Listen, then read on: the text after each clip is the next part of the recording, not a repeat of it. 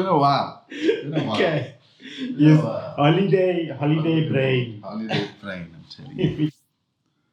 Hello, everybody. Welcome to Changing Globes, the podcast. We are back. It's 2022. How are you doing, Waleed? I'm very good, thank you, Patiz. I hope you had a good break during the holiday. Yes, I stopped doing nothing for a second, and I focused on doing nothing for a period, and now I've resumed doing nothing in anger.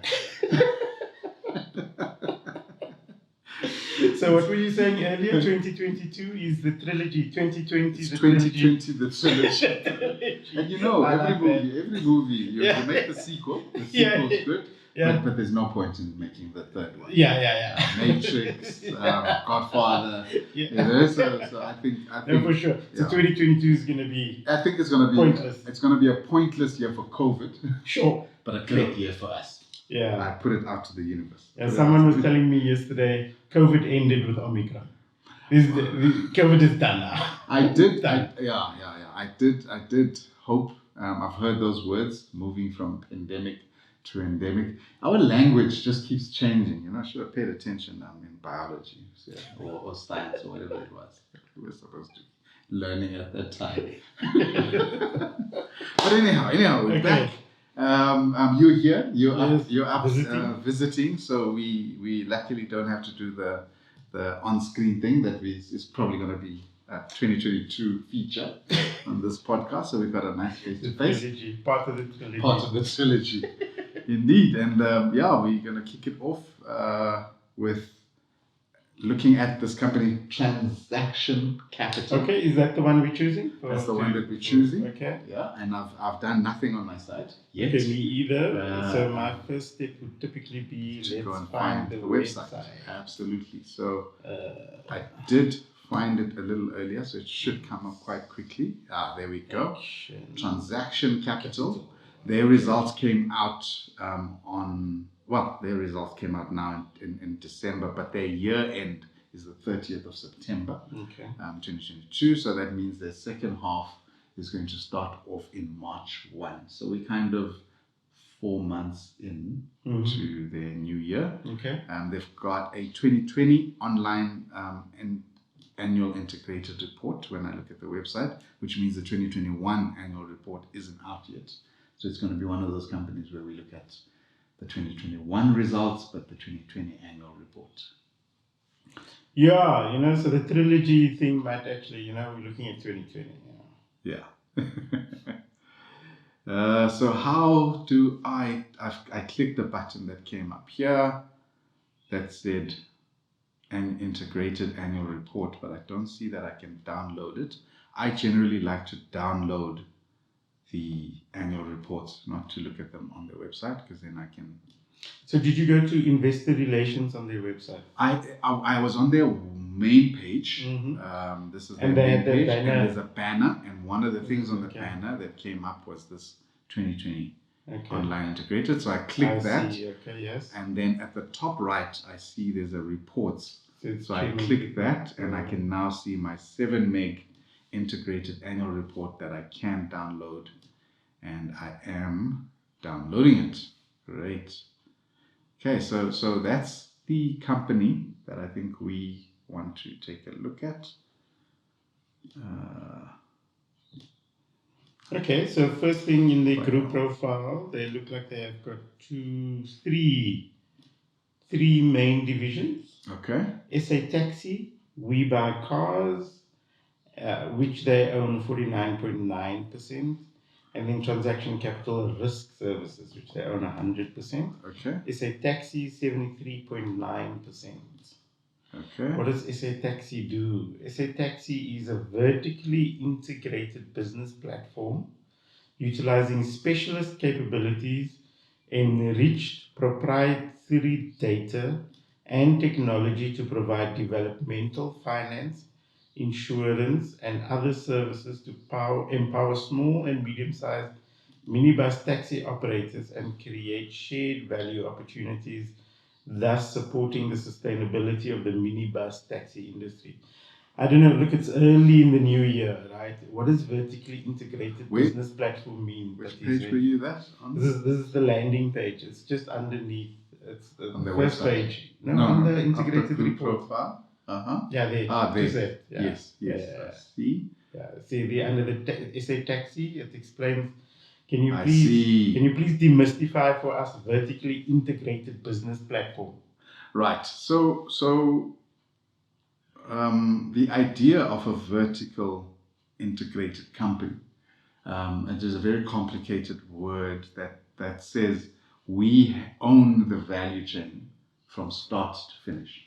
So when we see vertically integrated anything, let's use grapes as an example. If you're vertically integrated, you would own the farm, you would own the vineyard, you would own the harvesting machines, the manufacture of the wine. Well, if you're in the wine route, and also the grapes themselves, you would own the coloring that you would put in to make red grape juice. Did you know that there is nothing like red grape juice, by the way?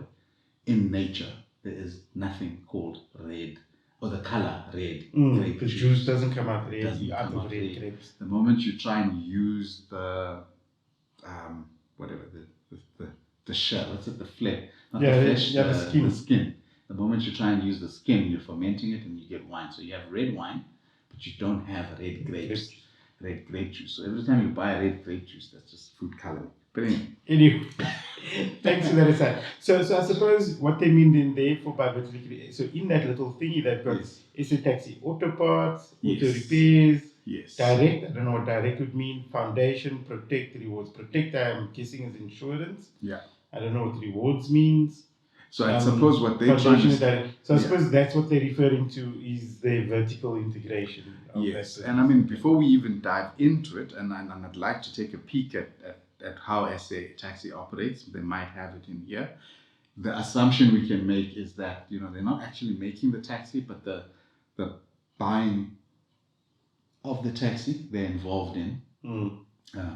Should anything happen in terms of the maintenance of the taxi, they're involved in.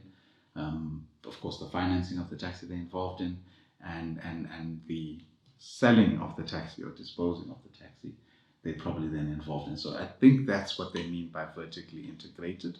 Of course, they are financial services business, so vertically integrated might leave out some practical, taxi operation stuff. They're not taking money from passengers on your behalf. Okay, cool. So we buy cars, 49.9%. Yeah. Just short of a controlling stake. Mm-hmm. Right? 0.1% short of a controlling 0.1% short. So they don't control this business. They don't direct the business. They just they just benefit from the and that would from the dividends of the business. Absolutely, and that would probably mean, if we look at it says David Hurwitz. We'll see later on, but David Hurwitz might be a founder, and then founder operator, and Transaction Capital love this business, but David is the heart and blood of the business, and so he stays heavily involved, and that's when you would do a 49.9, so that they retain the controlling interest of their business. So from our perspective, when I'm analyzing this, I'm not looking for what's your strategy, I'm just like, this is a pure financial transaction. Are you seeing returns? What are the nature of the returns? Absolutely. We're not looking about anything. We're not looking for anything else. Yeah, and we know about 8 months ago or so, they bought the Dome. So the Dome is Transaction Capital. We buy cars. So the Dome is no longer a venue, an event venue. That's our place where they store cars. It is now a We Buy Cars showcase. It is the biggest dealership, or what's it called, dealership? Yeah. Biggest dealership you can visit and go. Previously, it used to be this one here. Gordon Road. No. On by the design quarter on William Nicol. But that's now Toyota. Oh, yes. I think they moved I don't know if the Gordon Road one in Rudeport came up after that one, or they were part of it, but Gordon Road was now big, and I think they're moving from Gordon Road to... Okay, and in the third one, Transaction Capital Risk Services. Yeah. TCRS is a technology-led, really, data-driven provider of services and capital solutions relating to credit-oriented alternative assets originated and managed through scalable and bespoke platforms operating in South Africa, Australia, and select international markets. Oh, that's a mouthful. That is a mouthful. So that seems to be broken up into a couple of companies. Yeah. There's Transaction Capital Recoveries. Yeah. There's Recoveries Corp, Connect, Engage, Succeed. Yeah. There is Road Cover, We Care. Yeah. Transactional Services, Transaction Capital Payment Solutions. Yeah. Access, a transaction capital company, and First, a transaction capital company. My assumption there would be that this is lending off the back of assets. So securing loans using the assets that the loans. So asset-based finance. Asset-based finance. That is my guess. It'll be interesting to see where the payment solutions fits into that. Yeah, because when you see things like Recoveries Corp, those are people who go and recover the assets. Goes well hand in hand with a taxi driver who doesn't, taxi owner who doesn't service his loan. You would then use TCRS to go and recover your vehicle once it gets to that point. Okay, so I suppose they're saying we finance vehicles. Yeah. And the risk to financing vehicles is non-payment. Yep. And the way I mitigate my non-payment risk, I have a way to recover. Yeah. I can go in. I can go get my asset back. Yeah. And most probably turn it around as well. So get it to another person who needs it. So it's not just an asset you own. Banks loathe owning houses when they recover houses. So if you go to a bank auction, you get the house at just to make the debt back. I think with a company like this, they sell it at a premium again, that vehicle, if it's ever recovered. Yeah, so they specialize in financing cars. Yeah. They're not a bank. Yeah. So they are non-bank financing cars. Yeah. And but these are all our assumptions. We still want to dive in. Yeah, on page one. Yeah. Yes. I mean, so you kind of have to build up a mental model. Yes. And then, but you mustn't believe your mental model. You must just use it to test. Yes. So that's what I'm kind of doing is I'm building up my mental model now. Okay. And then as I read the rest of the report, I'm going to test this mental model that I have to see if it's any good. Right. Okay, so that's page one. That's the summary page. That's kind of what it's told us. Yes. So just their statement quickly. Transaction Capital's market-leading and diversified business platforms leverage their specialized expertise. So that tells me, okay, so they say they've got specialized expertise in what? What is their specialized expertise in? So that's what I'm going to look for later on to see where is the speciality. Okay. Proprietary data. So they own data and proprietary technology. Yeah. So for me, that's always like a risk thing. Okay, so you've homegrown, you've built your own tech. That's always very expensive and costly to maintain and support and things like that. So always worry there when I see things like that. To create value for their customers. Right. Okay, so we got to still figure out who their customers are. Right. The business models of SA Taxi, Transactional Capital Risk Services, and We Buy Cars are highly relevant in an operating context that is being redefined by COVID-19. Okay. So for me, that statement is saying is we didn't see COVID-19 as a negative for our business. In fact, the opposite. We took advantage. Yeah, we were one of those that grew from. I know one of the books that you love reading and quoting is "Who Moved My Cheese." And so if you haven't read or been exposed to that book, it's a quick read, like 30 minutes. Read that book. But to your point, these are the people who moved with the cheese. Yeah, the cheese moved, and they took their techies out from around their neck and put it on, and they ran up. And started down. Yeah. With the group support, they continue to refine their competitive value proposition. So there's a key word, key phrase. I'm going to be looking for what are those. Yeah. Diversify their revenues.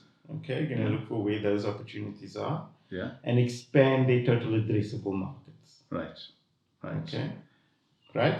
So So one, refinement of competitive value proposition. So I have a customer, I give them a value proposition, doesn't quite fit them so lekker. So I'm going to make that a better fit. So that's one key thing to look for, change that you're looking for. Diversify of revenues. I get money from financing cars. Now I'm going to get money from something else. Maintaining vehicles, maybe. Yeah. Something. What is this something else that I'm gonna? So what I'm seeing here now in the financials is going to be what is historical where I make my money, and what is new. Yeah, and they're going to start talking about what is new ways I'm going to make money. Or at the very worst, in the R&D sections of the annual report, we may see what that diversification is. And then the last one of the three is total addressable market. Yes, I think that one makes sense to me. They use the word, don't bring back the group support when you look at the total addressable market. And the way I'm reading that is SA Taxi was just for taxis. We Buy Cars was just for We Buy Cars, private people buying vehicles. And using the group support, they're now exposing We Buy Cars people, or they're exposing themselves to a bigger demographic than just the private buyer. And also on the taxi side, they're exposing themselves to a bigger demographic than just the traditional taxi owner, maybe enticing private citizens to open up businesses and get into that. So that's the total addressable market growing because the sum of the whole. Yeah. So a simple way for me to think about it is when I think about a market. It's a particular geographical area could be considered a market. Yes. So maybe they operate inside four ways within Gauteng. And they're saying, but the whole of Gauteng is an addressable market, so I can operate in four ways. I can operate in Houghton, I can operate in Rosebank, in Sandton, in Edenvale. So that's my total addressable market, but I'm currently just in four ways. Kind of thing. So now I'm looking to address my other market areas like Sandton and Houghton, Edenvale, Germiston. I like that mental model that I usually create, and I say you can increase your total addressable market in two ways. One is coming up with new products for your existing market. So to your point, four ways, I'm now not only selling you taxis, I'm now also selling you lots of other things. So that would be that diversify the revenue statement, right? Is that one, Or it's the same product, it's just pure SA Taxi We Buy Cars, so it's an existing product, but I'm taking it to new markets, to your point, I'm taking it to Houghton. So are you growing it by new market, or are you growing it by new product? And so I like what you're saying there in terms of expanding that total addressable market. Let's look at it later on. Is it them going to new markets, new geographies, or are they spinning up new products for the existing geography? 100%. So we are reading this first page a little bit backwards, but yes. But when you're building mental models, I like do it your way. Right? Like, do the way you prefer. This is just. So we're a little bit backwards in this. So just reading the group profile very quickly, and then we can go on to the rest. Transaction Capital is an investor in and operator of alternative assets in credit-related and other highly specialized market verticals. Our strong decentralized divisional management teams manage our assets in well-governed, agile and efficient business platforms which are scalable, data-driven and vertically integrated. Now, if I'm coming in as an investor and I read this, so a lot of it, eyes glaze over a little bit because it all sounds just like every other company. Fancy language. But what piques, I think, because I've said it a number of times, what piques my interest and I would want to find as an investor is how is the taxi industry data-driven? I think on the We Buy Cars side, we kind of can create a world in our heads where we could see We Buy Cars. I mean, it's webuycars.co.za, there's digital, there's social media, there's all sorts of stuff. So we may not understand from an investor point of view what the data is that is driving that business, but we can kind of create a bit of a story in our heads. I can't, as a layman coming in, create a story of how is the SA taxi industry data driven? Because to me, it's very cash based. It might even be informal sector, that money doesn't even get banked. It's the taxi that's screeching to a halt in front of you to pick up. Official stops, they stop anyway. And of course, the traffic lights are an opportunity for them to get from behind you to ahead of you.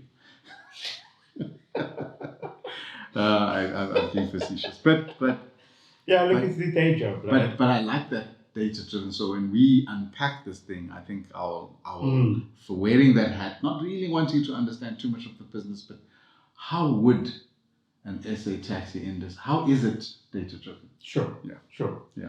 So they say, led by entrepreneurial management teams, our businesses are so entrepreneurial management, and they say distributed, right? Mm-hmm.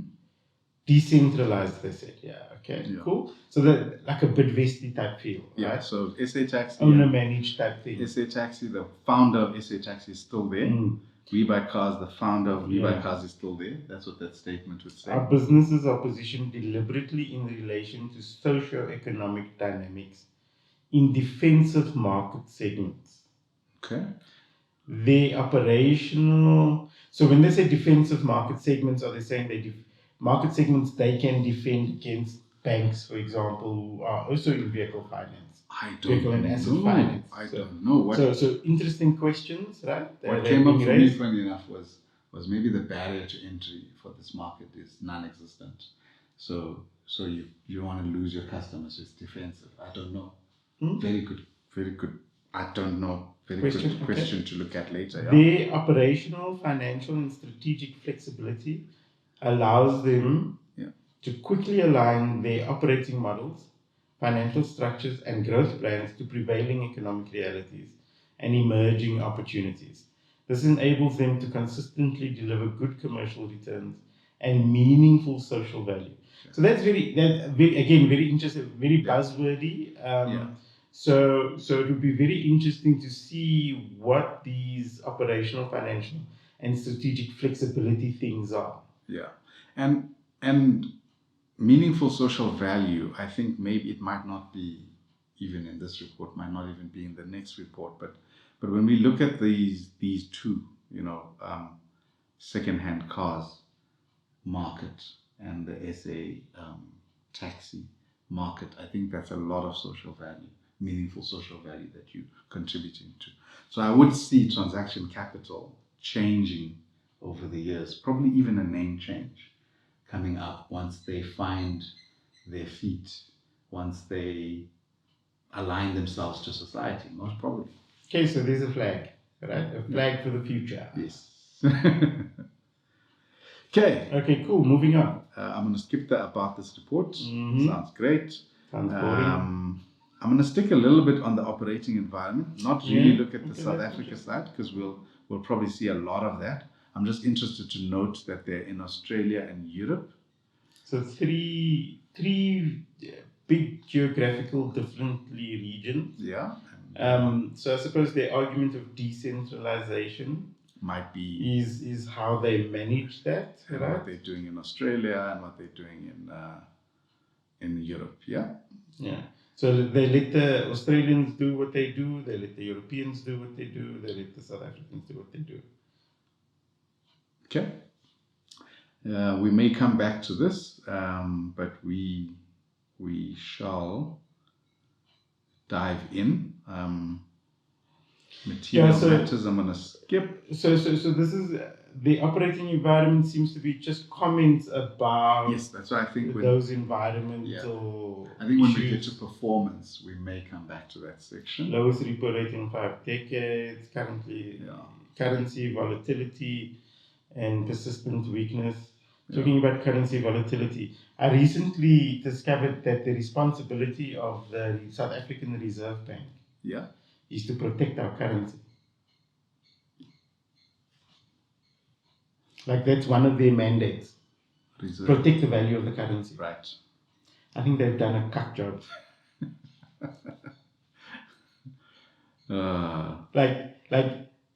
Do they get a pass mark? Would they ever get a pass mark? Yeah, they're takers, eh?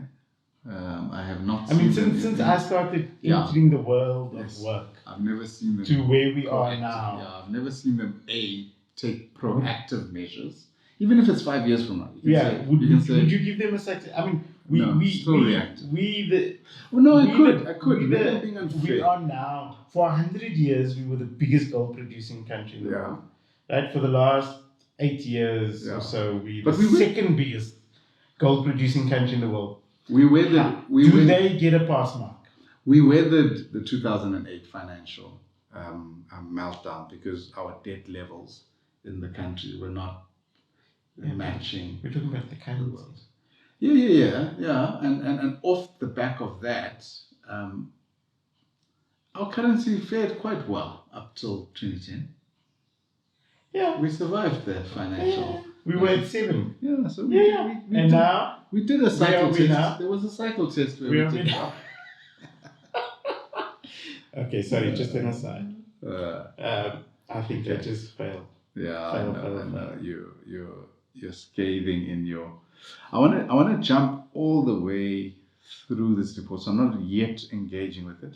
I'm trying to get the layout of it, because what I'm interested. Remember, we're looking at the 2020 integrated annual report. What I'm interested to find in here is where they describe transaction capital rather than the SA taxi and the We Buy Cars. So I found this page called Material Matters. Yes, I did see that. I skipped past it. Was there something good there? Yeah, I think so. Yeah. I'm suspecting. So they say for transaction capital, material matters are the issues we consider most relevant in ensuring that we continue to create value sustainably. Okay. So they have one, ability to consistently create shared value by assessing, mitigating, and pricing credit-related and other specialized risk. 2, maintain sustainable high-quality earnings growth in variable conditions. 3, provide strategic flexibility and operational resilience through sophisticated capital management. Yeah. 4, attract and retain the best leadership and operational management. 5, ensure integrity through good governance. Right. So for me, like these are almost like core principles, Yes. core tenets that they apply to every business, Yes. to every component, like a good health check thing. Yes. Almost like, Yes. So they're saying these are the keys. Yeah. When these are the keys for a business, then that business should be ours. Yes. That's one thing. And when that business is ours, we make sure that these things are operated, these key things are addressed. Yes. And they've got the words under there. They've got the core concepts that are part of each of those statements. Yeah, I must say I like this. Yes. I must say I like this. Yeah. It's a very clear, concise. Yeah. It's kind of written at a slightly higher level, so I can understand how it applies to different operating situations and different types of companies, etc. Yeah. But I can see also how these things link to sustainability in the business.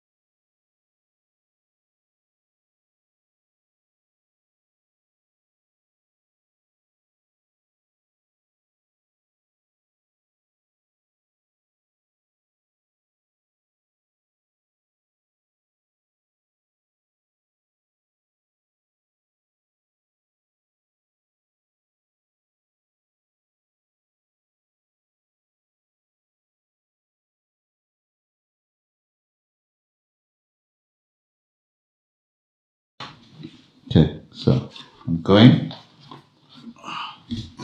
Okay, so just read this again and then we move in the report. Okay. I'll give you the cue just now. Wait.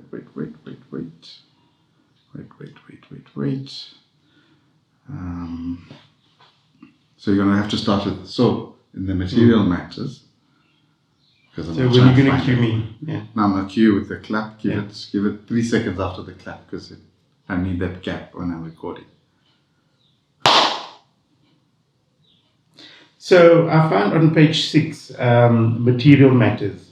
So it's just for transaction capital, material matters are the issues we consider most relevant in ensuring that we continue to create value sustainably. Yeah. And that piqued my interest. So there's 5 material matters that they've listed here. Okay. And they've linked these material matters to strategic objectives in their strategy, which is also very interesting. So strategic matter number 1 is ability to consistently create shared value by assessing, mitigating, and pricing credit-related and other specialized risk. Specialism, the core concept there. Core concept, specialism, yes. Cool.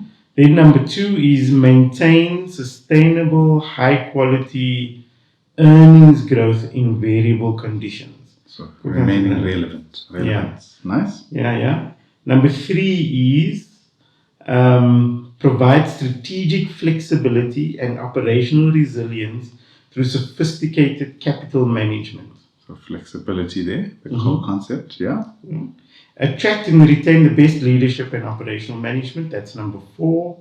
And then number 5 is ensure integrity through good governance. Right. Now, I really like how precise that language is. Yes. But it is at a level where you can see it as like a core principle for all the businesses in this group. Yes. Yeah. So it can apply to every business in the group, but it's very precise. Yes. So it's not ambiguous. So it provides very clear direction to management. 100%. Creates a very clear. I really like these material matters. Yeah. And I also love the fact that they've been able to link it to their strategic objectives as well. Yes. So you can see which principle, I'm putting that in brackets because they call it material matters. Yeah. So which material matter actually drives which strategic objectives. Right. So you can see how the culture adaptation will realize the strategic objectives that they're looking for. Yeah. And that's pretty cool. That's pretty big cool. tick for that management team. They're very clear on what they're doing. They're very clear on what they're steering the ship towards. Yeah. Okay, so I'm going to move us down to the next one, which is business model. It's also the first time I'm taking a look at this. I can see this, the typical business model template has been used here.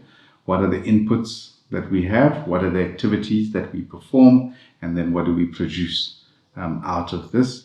And you can see, so I'm going to ignore the inputs and the business activities because that's really going to be the business. I'm more interested in those market verticals now, back almost to what do they produce as a collective, as SA, taxi, We Buy Cars, and all of those people. And I can see there the minibus taxi industry is a big piece of their market that they output to.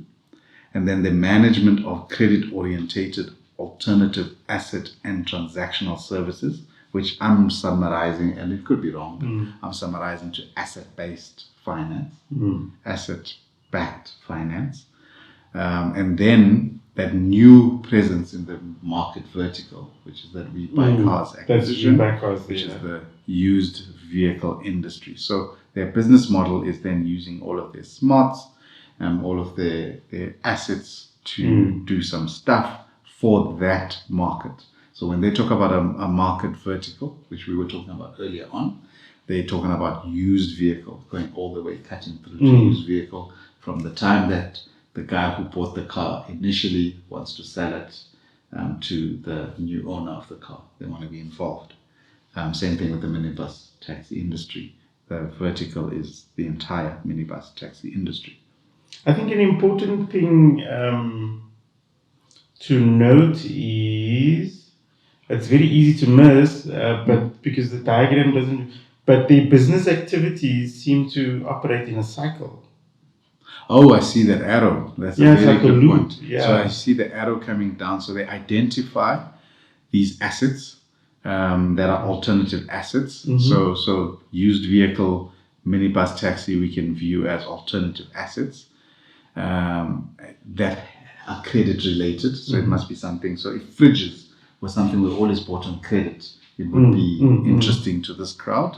They apply their core skills, to your point of the material matters, but they assess critically or accurately, not critically, and mitigate the risk, and then they underwrite for themselves, and then they price these assets. So asset-based finance. Then the entrepreneurial, innovative, and experienced founders. So they're looking for people who are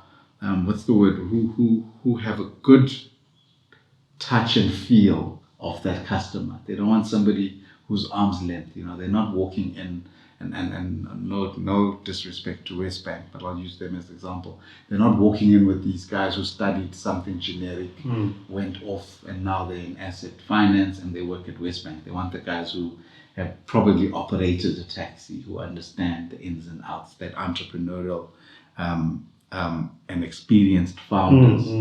So they apply that. That's why it's important for them to have the founders always still in the business. Then they mobilize an optimal balance of equity and debt capital. So it's capital allocations, really. How do we finance this thing in the best ways? And it's interesting that they use the word of equity and debt capital, because those words for me are about them buying We Buy Cars rather than we buy cars buying used cars instead. So I think number 4 is a misalignment.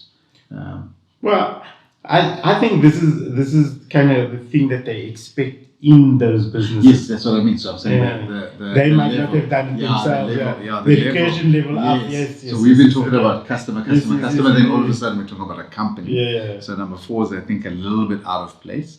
But at number 5, then we're now back in business. Then they develop the business platform that they're going to scale. And then number 6, of course, they identify new opportunities to redirect that capital resource.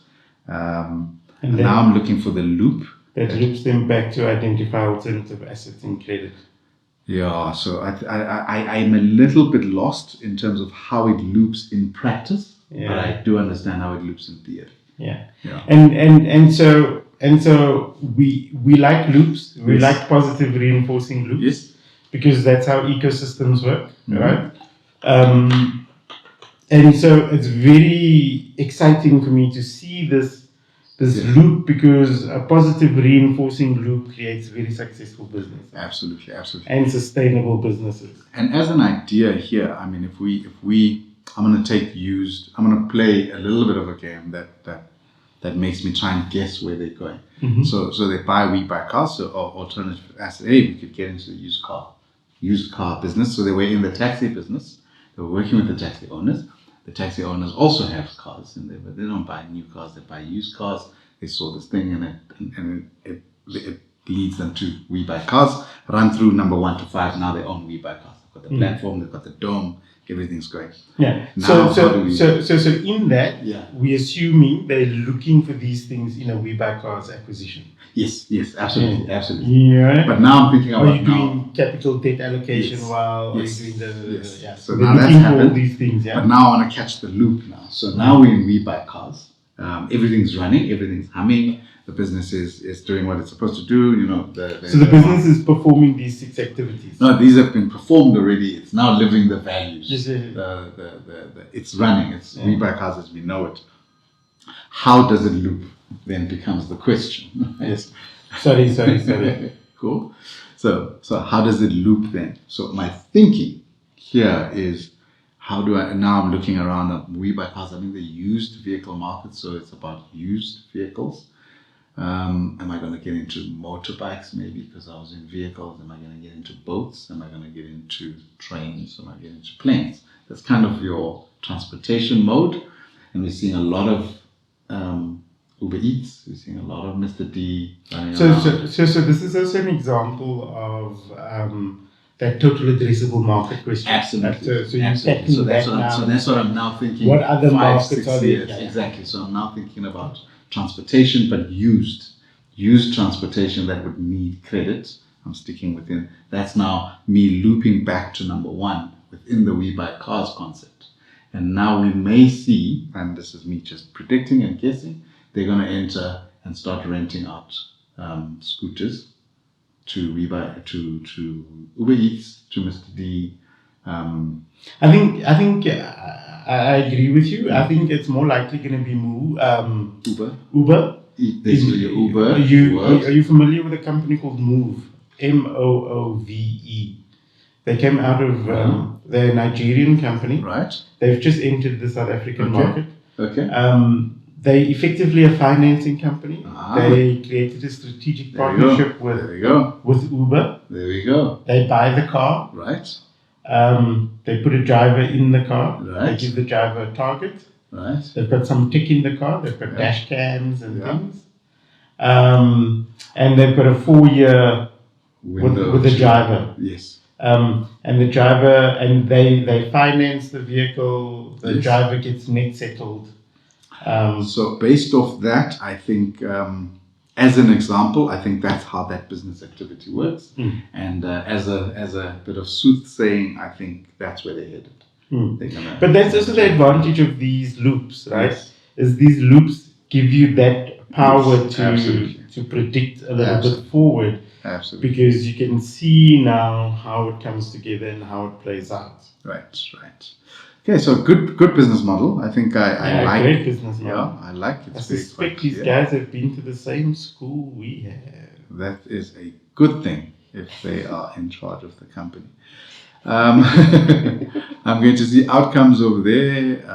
That's the next page. I do want to skip past all of that because it's going to get very... remember, we're in a different year, so we're looking at an annual report. So I don't really want to get into the performance and the strategy of yesteryear. I do just want to understand what the business is about.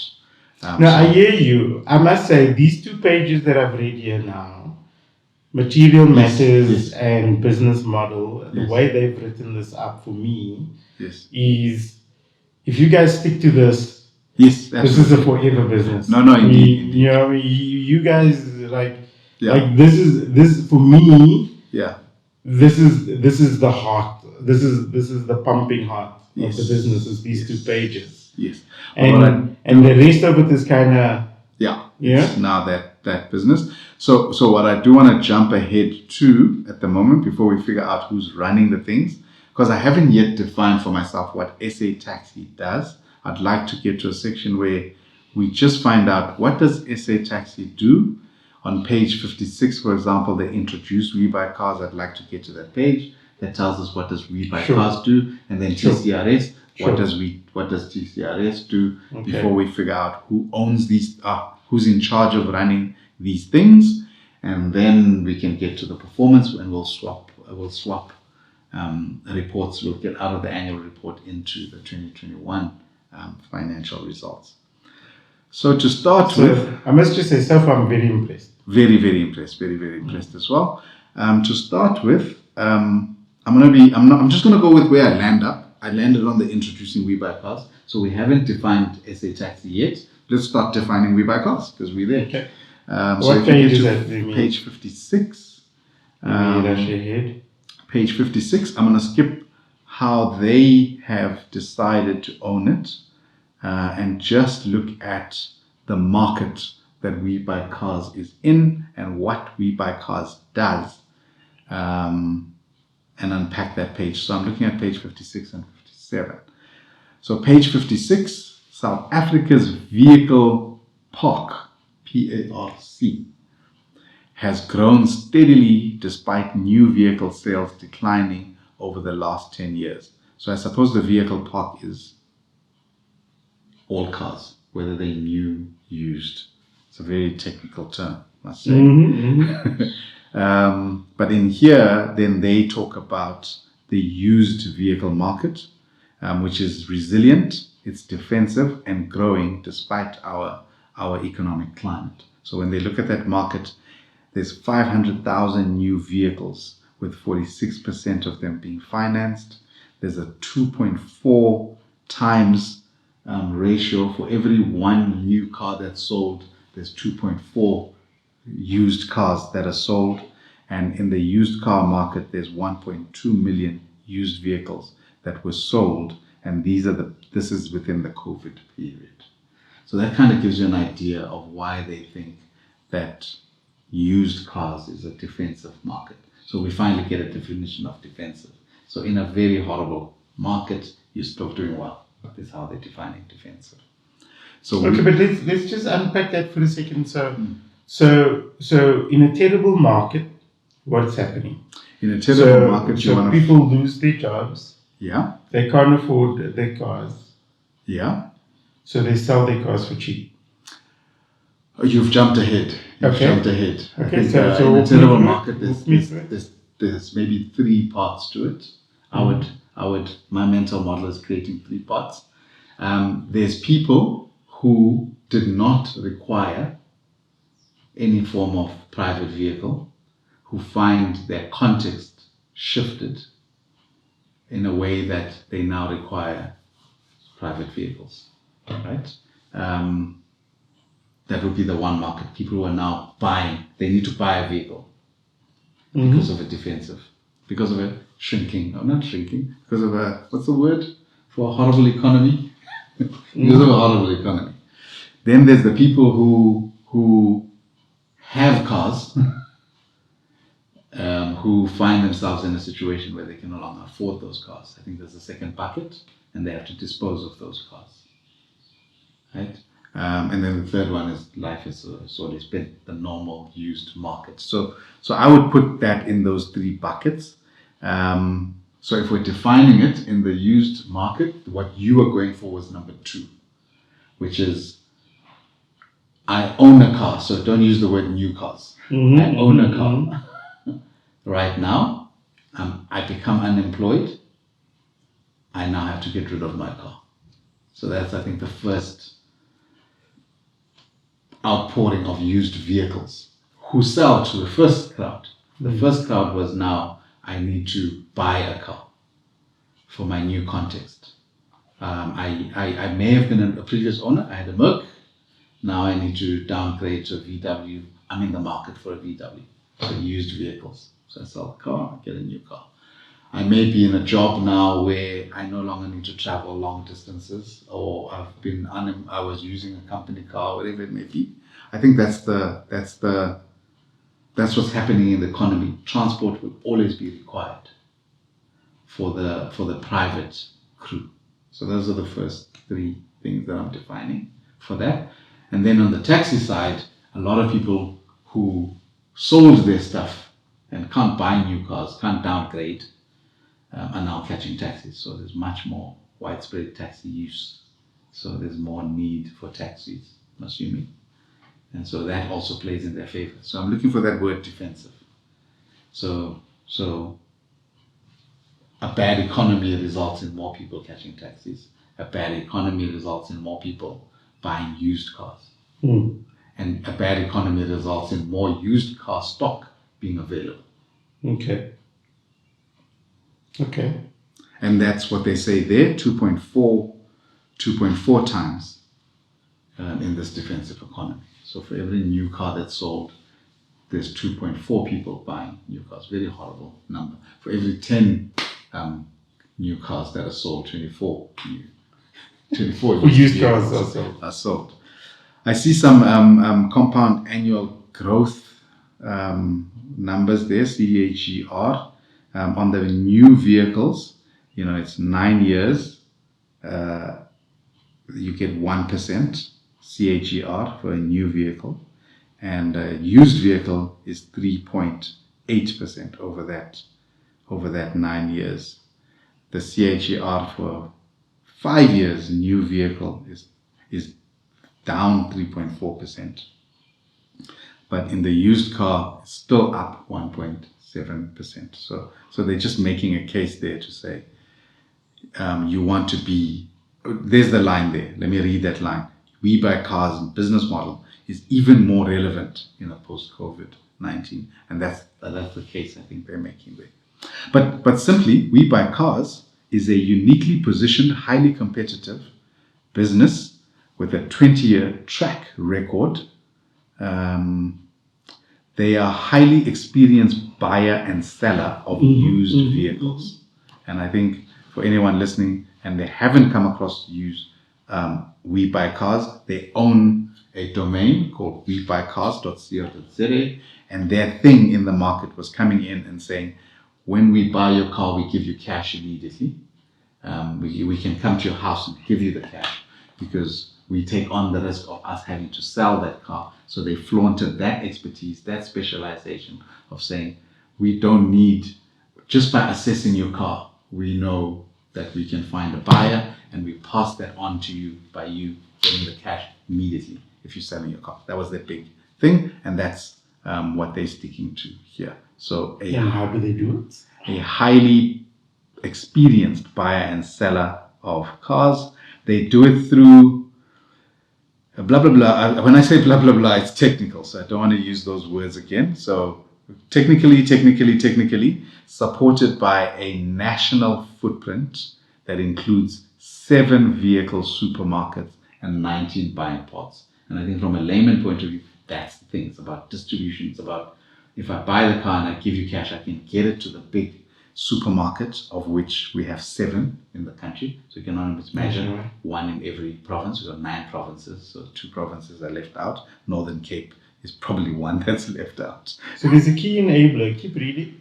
And then they've got 19 buying pods. As well as a well-known and reputable brand, they provide a reliable and affordable, convenient alternative to selling and buying your vehicle, with vehicle valuations determined by AI. So the vehicle valuation, they're saying their machine, their robot, can accurately predict how much they can sell that vehicle for. How much they can buy that vehicle for. No, how much they can sell it for, to a point where they immediately pay you out when they buy the vehicle. Yeah, they trust the AI so and, much. And they don't rely on people. They don't rely on people, which is a very big thing. So even though the founder is there, the founder isn't part of the business because he is a time teller. He is part of the business because he's one of the people that helped build the clock. And there's that concept that we've spoken about once upon a time. Does your business tell time, or is your business a clock? When you tell time, you need to find the person who owns the clock, and you ask him, what's the time? And he says 10 past 10, and then you keep on doing your work, and you run back to him and you say, what's the time? And he says, it's 12:30, and then you change your behavior because it's 12:30. But if he's not there, nobody knows what time it is and nobody knows what to do. Versus a business that builds a clock that they put up for everybody to see, and you never have to ask anybody. You can just look up and then know what you're going to do next.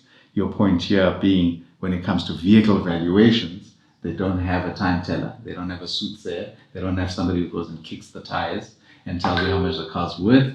They turn to Jarvis, their AI, and Jarvis tells them, according to my calculations, your car can be sold for so much money, and by the way, you're probably going to die in the next 3 years.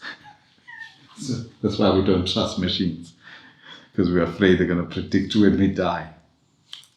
So that's I think the big thing there. So for me, I mean, so now when I read this, right, yes. and then now my mental map, right? Yes. So now I'm saying, oh, okay. So what We Buy Cars are is a digitally transformed used car sales. Yes. Right? Yes. Where they're actually using digital technologies to change the operating model of how a used car business works. Yes. To your time telling. Yes. And successfully, right? The business is valued at 3.6 billion rand. Yes. Okay? So for me, We Buy Cars is kind of fortune telling the future of the used car market. Yes. Of how are used car businesses going to be operated in the future? Yes. Because they look to be the first that have digitized Well, quasi-future. And they've scaled nationally. Yes. And made a very successful used car business. Yes. Now, what other used car business do you know that's national? Used car sales. That's national. Avis. I was thinking of Avis. I was trying to remember the name. So the rental companies. So the rental companies, when they sell their stock. And they also disrupted that used car market. And then we're hard pressed after that. I mean, if you after that, used cars are pretty local. Right? In fact, that insight that you point out now says everybody in the used car business that is looking at it from a national point of view, are disrupting that market, and then B are being very successful at doing it. So it's a rental company. Avis, that is coming in and now the reference for us. That's now the traditional, but they're not actually the traditional, Jewel Street. There's a guy on Jewel Street. That's the original. For Gauteng. Yeah, for Gauteng, right? That's the guy who got disrupted. We are no longer even speaking about the people that got disrupted. So it's a very interesting insight that this is the other side of business model innovation. When you talk about we buy cars, it's not an Uber world. You can still point at the taxi when you talk about Uber. Here they're at the point where that used car market is decimated. To your point, it's local. It's completely local. I mean, we've in our area we've had a luxury used car company open up. Which is 2 blocks away from another luxury used car vehicle. How many people can buy a Ferrari? I don't know how much. I don't own a Ferrari, unfortunately. But how many people can afford a Ferrari? Yes. How many is the Ferrari being sold at its most optimal? Is it speaking to that market, etc.? There's so much room for scale that we buy cars is probably, when they now decide, okay, we now have a luxury component, then this disruption just starts wiping out the luxury market. So absolutely. Pretty interesting. So of course there is Auto Trader, right? Auto Trader is a marketplace that partners with dealerships.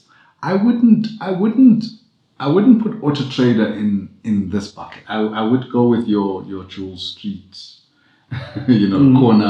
corner second-hand market, because what Auto Trader is a mechanism for the Jewel Street guy to try and get new market. So Auto Trader is a advertising platform. That's what I'm saying. So it is not a transaction platform. Absolutely. Whereas we buy cars are a transaction platform. Totally different business model. They're shifting the whole thing. So in fact, Auto Trader, if they don't evolve, will get disrupted in that space by people who are not traditionally in there, and I can see it happening. People like OLX, can easily take them out. Facebook marketing, and their Facebook marketing. So now you actually disintermediate the used car shop completely, and you just go directly. So the ways of selling a used car going forward will probably be private, C2C, me selling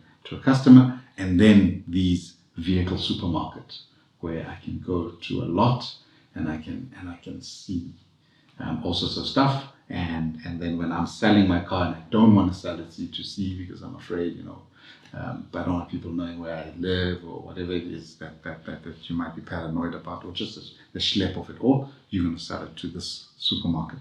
So what people like Auto Trader need to think about their relevance as these things start happening. So if you're from Auto Trader, let us know. What are you doing? How are you thinking about your business, and how are you taking it forward? I'm interested. Yeah, absolutely. Yeah. I'd love to hear. Yeah. Okay, so that's what We Buy Cars does. I want to stop for a second there and say my intention to you, Walid, is now to go and look for SA Taxi.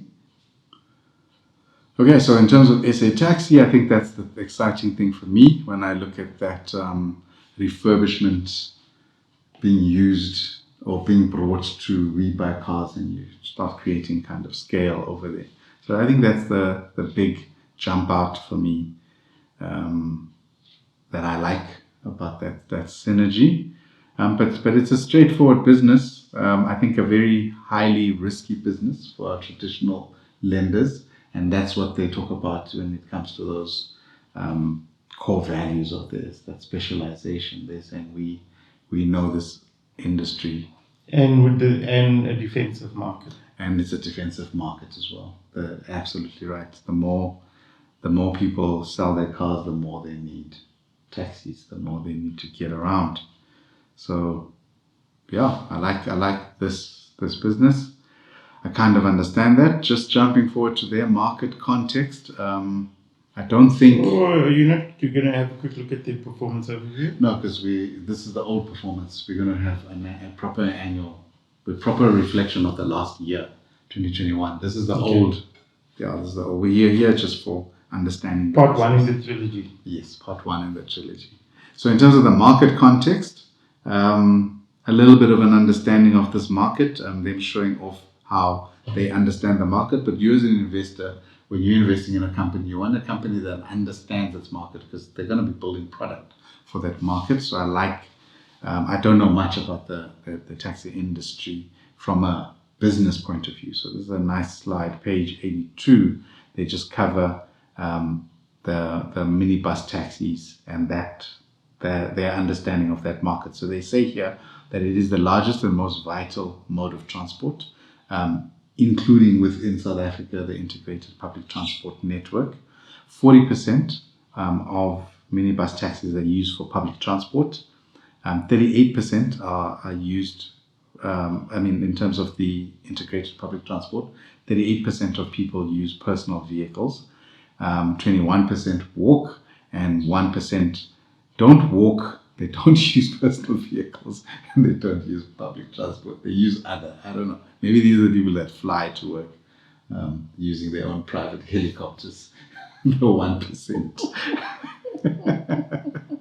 But anyway, 40%, that's really the goal. 40% of public transport is the market that they are looking at.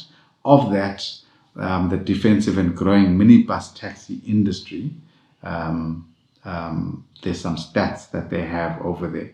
So they talk about minibus taxis, bus and rail, and then e-hailing when it comes to Uber and all sorts of things, all making up public transport. And they don't say how much of the minibus taxi industry owns that public transport. But as a South African, I can almost guarantee you it's the lion's share based on what we see on our roads. They've had an increase in commuter trips, so they in the stats that we're looking at, they substantiate why it's defensive and growing. So we're seeing the numbers are all upticks, just showing that's growing. It's a growing industry. It's not slowing down, and the demand is still exceeding the supply. On page 83, they quickly say the demand absolutely outstrips the supply. So they can increase, and then we saw it earlier, the total addressable market also in the SA taxi industry, because you're not getting to everybody at the moment, and then more numbers just to really justify that demand is growing. So good numbers, I think. I think that's the SA industry market. And then the environment, I think the interesting one for me is in page 85 that I'm looking at. I'm kind of glossing over when it looks absolutely technical, and I think about what we are trying to convey to our listener. And the repo rate is then the amount that they repossess these vehicles. So that more draws my eye. And the current repo rate is at 3.5%. Oh no, I mixed that up. Sorry, I talked about repo rate as if it was repossession. Sorry. The repo rate is the country's rate. Yes. The country's rate of lending. They're saying that the average repo rate is at 5.1% and the current repo rate is at 3.5%. So they're saying that, the current repo rate is at its lowest level in 5 decades. So just a quick, the environment that we find ourselves in. The interest rates, even though the repo rate is at 3.5%, so that basically, just for a second, talk about and get out of that repossession nonsense I was talking about earlier on. The repo rate is how much a bank would pay, how much a bank will borrow for, and so when they entice you and pay you interest, it will be a little bit over that repo rate. So that's why you look at banks that are giving you 4%, 4.5%, 5%, and if you're lending the opposite, you'll get that if you're a prime customer. If you're a prime customer, absolutely. Yeah. So there's the repo rate and there's the prime rate. There's the prime rate, absolutely. And so the more you slide off from that is because the more riskier that business perceives your loan to be. So now we're hopping on the loan side of things. But if you think of yourself as the guy who's loaning, you want as much money back as possible, but you want specialized people. You want people who know and have a good touch and feel, have a good sense of that industry. And that's what they're illustrating over here when they talk about the SA Taxi interest rates. So they lend when they give out cars at 22.4%. It's just underneath you. So when that guy, so back to let's find the reasons why. When that guy jumps, when the robot turns red and he cuts onto the yellow line and he shoots ahead at a hand that could have been going up from some random pedestrian walking and drives like a bat out of hell, is because the interest that he's got a 22 pay back every customer's taxi fare matters at a 22.4%. So I think that's quite an interesting environment to operate in. It's one high risk, high reward. So 22% is the average. The range is between 14.5 and 26.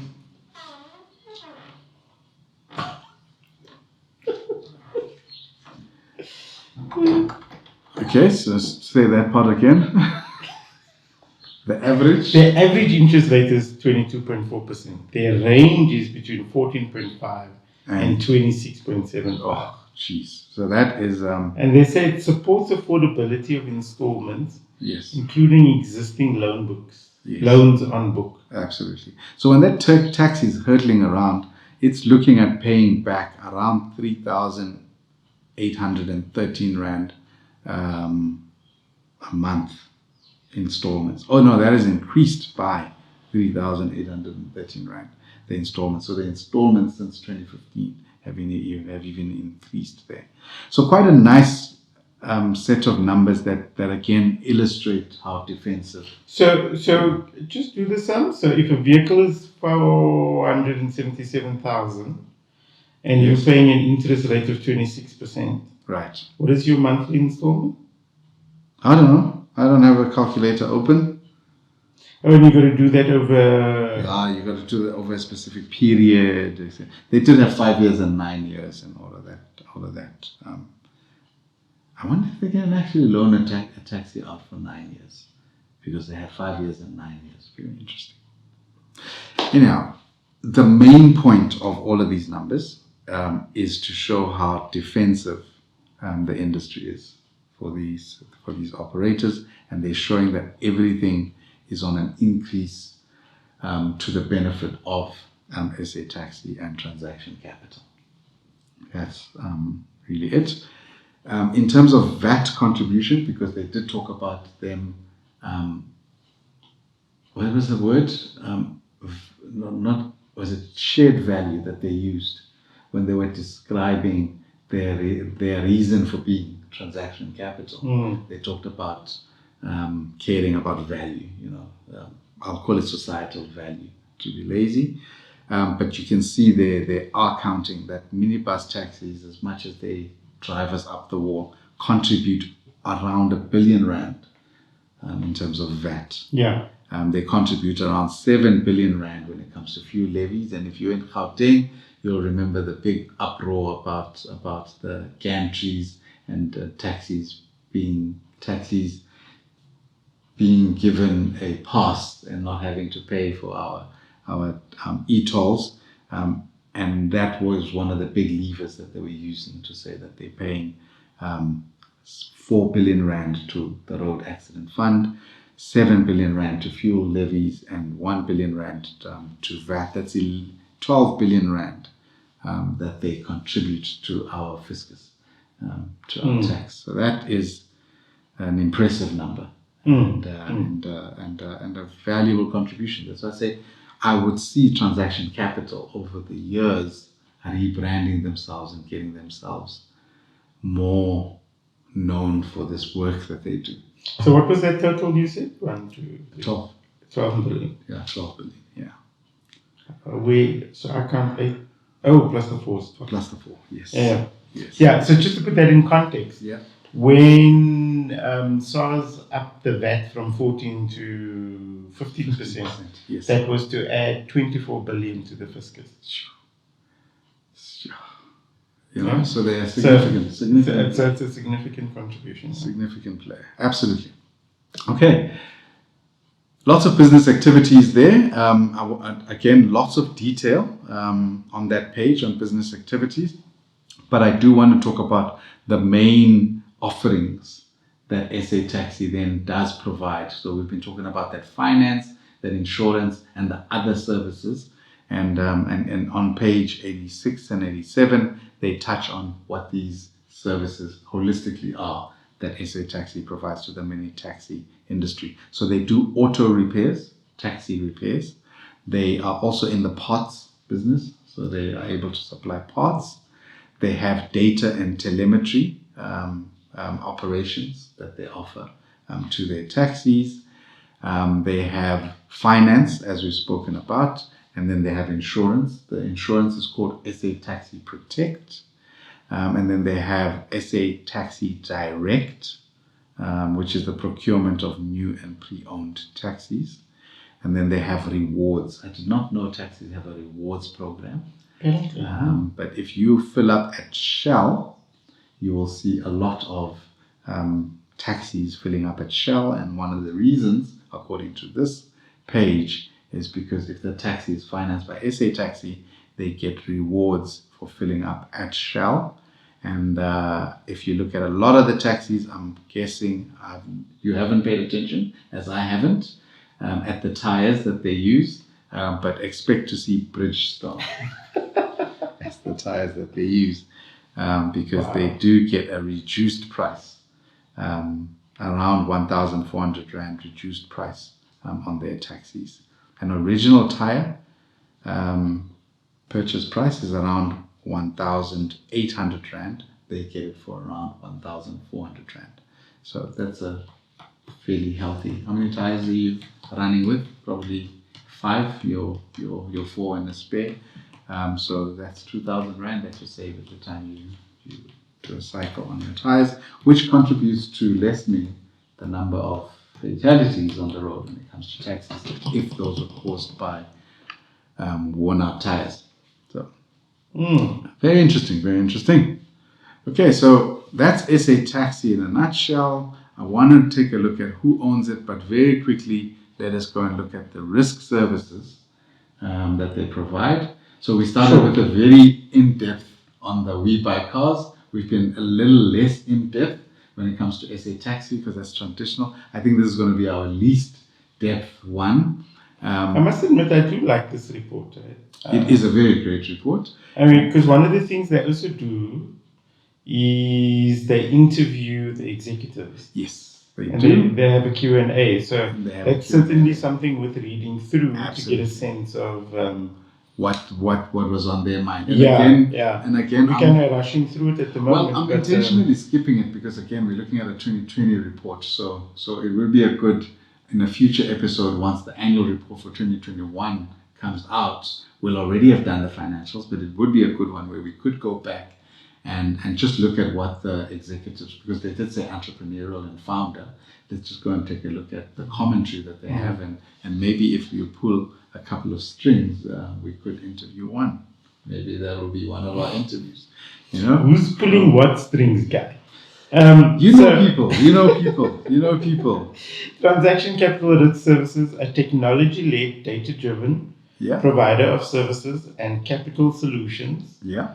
I don't know what services. I've got the services. Customer management, collection, payment service, solutions, and subscription-based value-added services. Yeah. And those services split into two. So they've got the services side of the business, which looks at collections. In South Africa and Australia, they do the collections. They've got some value-added services in South Africa and some transaction services in South Africa, alternative asset classes, and then business platform is how they look at that part of the business. And then they've got capital solutions, which is capital management and entrepreneurial management teams. But to break down collection services, they have a little bit of a breakdown below. Who do they collect for as a service? And you can see there they've got telcos that they collect on behalf of. They've got public sector that they collect on behalf of. They've got education. What page are you on? I'm on page 98.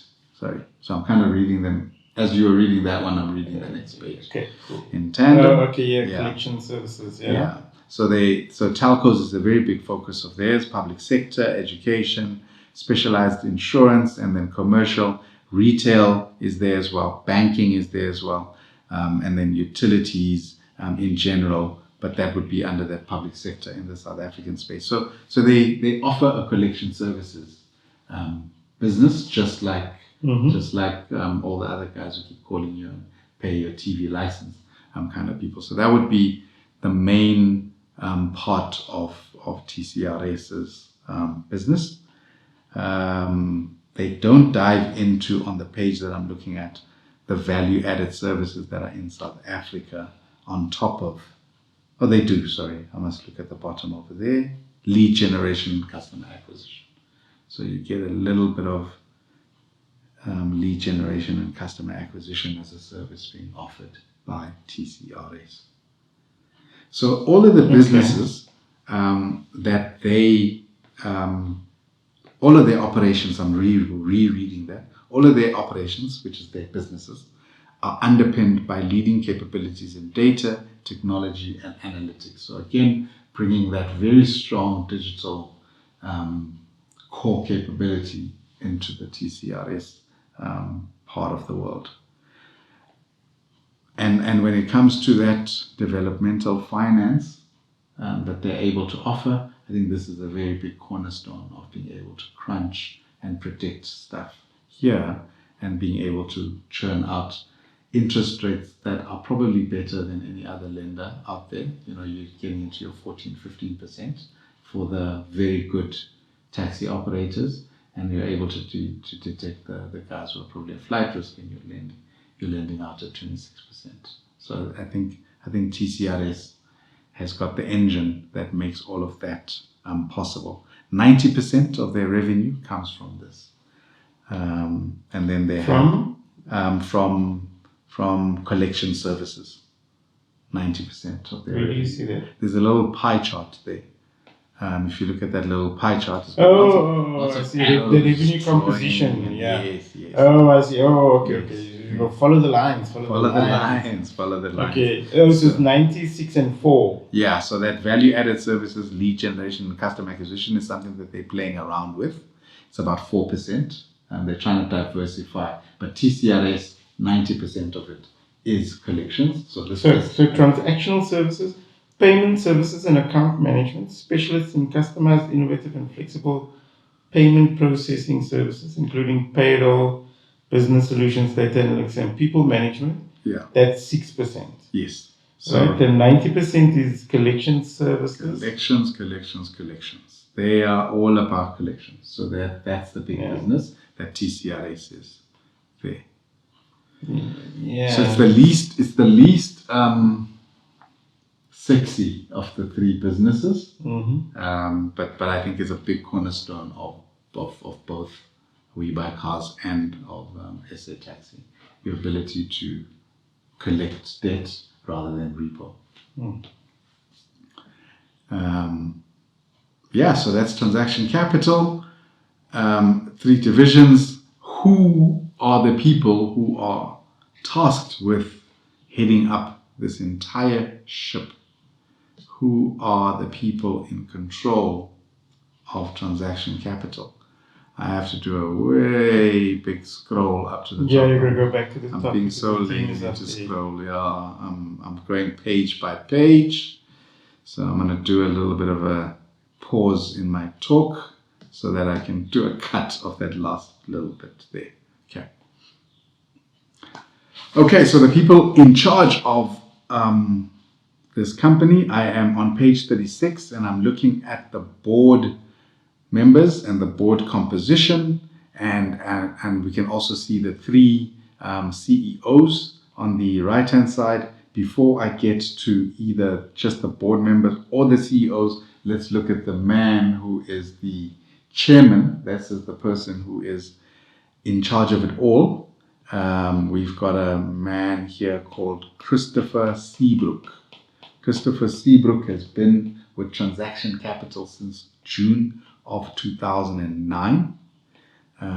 He has an MBA from Wits, and he is the chairman. He is 67 years old, and he is tasked, of course, with directing the board itself. The board, and one of the responsibilities as a chairman of the board and as part of the board is to elect the chief executive officers. We do know that they don't really do this role because their ethos is to acquire companies that have the founders in them. But the 3 executives that are tasked and work for this board are on the right hand side, and we have made a mention of David Hurwitz, the latest joiner of this board, because he's the We Buy Cars man, but he has been with We Buy Cars since April 2012. And then we've got Sean Doherty.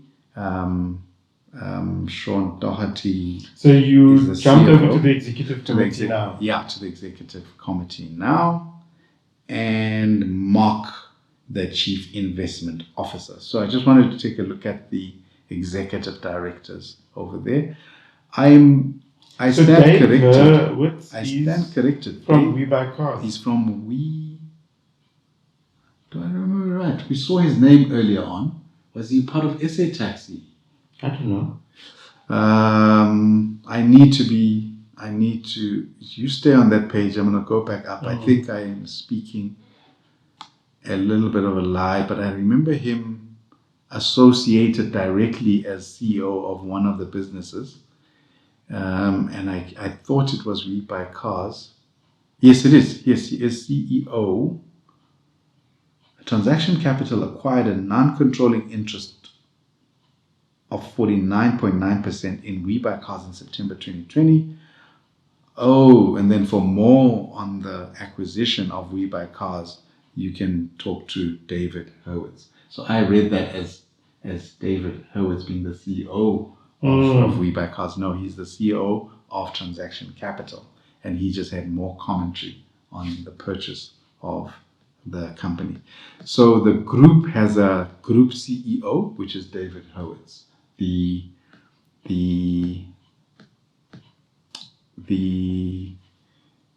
chief executive officers aren't on the board in their capacity as CEOs of the various businesses.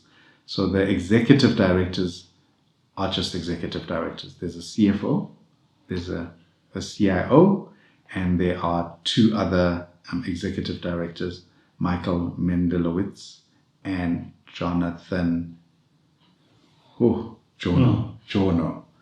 So it's just a combination of executive directors who then go out and buy companies like so the group, so the investment guys.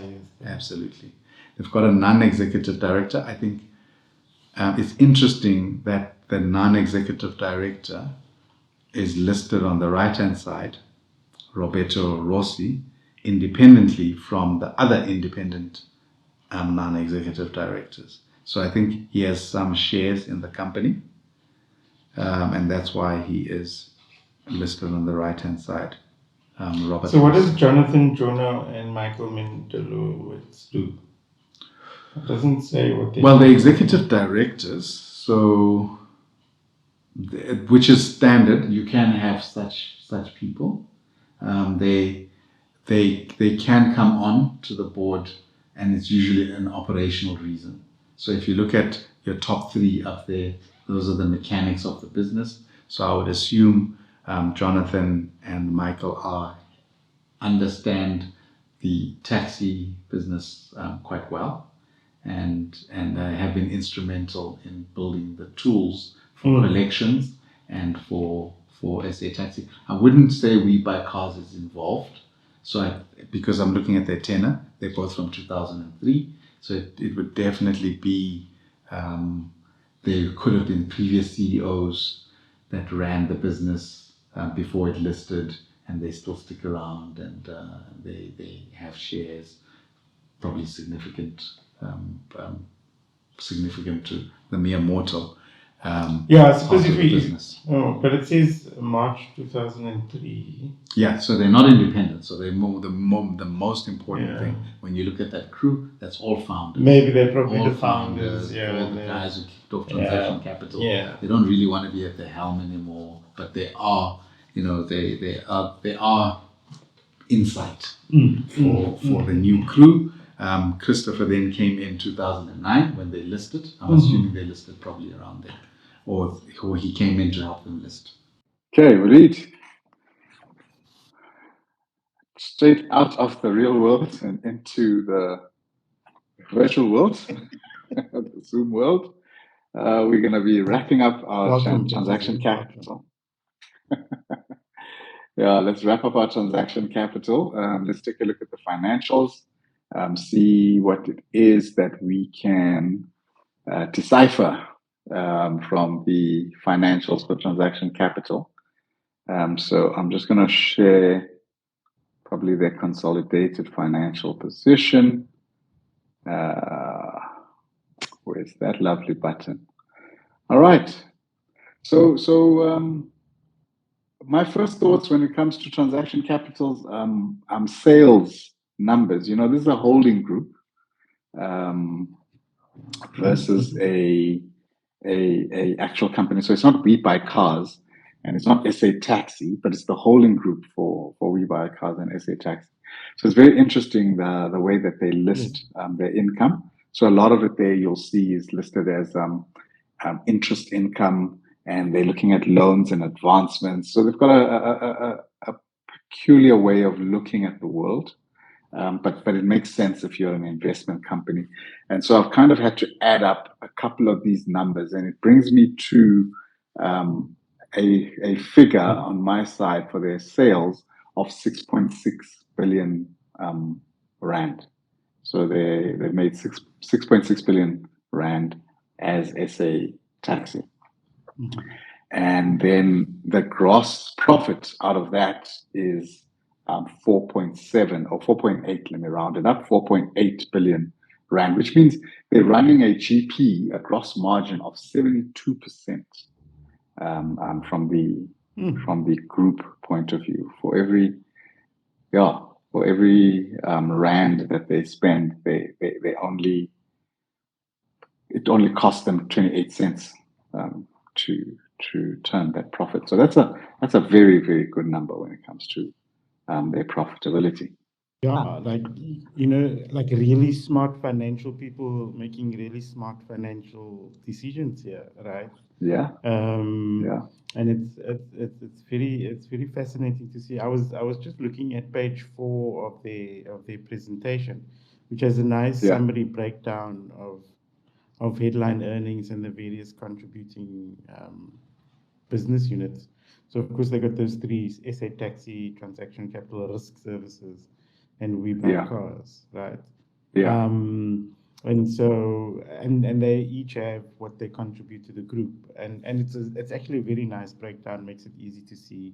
We Buy Cars contributed 270 million. Page, which page 4 are you on? Page 4 of the annual report or page 4 of the presentation? Page 4 of the presentation. Right. So let me see if I can get to that. Yeah, but carry on. So, and then SA Taxi is 413 million. And so what's very interesting about SA Taxi is that the year-on-year increase is 130% from FY20. We've got this COVID thing that's happening in between, right? And so they're up 113% from financial year 2020, but they're down from financial year 19, which kind of makes sense to me, right? Because financial year 20 would have taken a big knock from a COVID point of view, and it does show in their defaults, right? When you look at their defaults in SA Taxi, it certainly jumped up significantly. And I was curious to see it was going to come through in the numbers. And so the best place I'm seeing it now is this 11%. So financial year 19 is a much better comparison than financial year 20 in terms of where were they before and what impact has COVID had on them, right? So even though they're up 113% on financial year 20, actually the net is they're probably still under a little bit of pressure, right? But notwithstanding, they've got such a good that that they're still making quite a large amount of money, and so I suppose so it's very interesting to see. So even though taxis,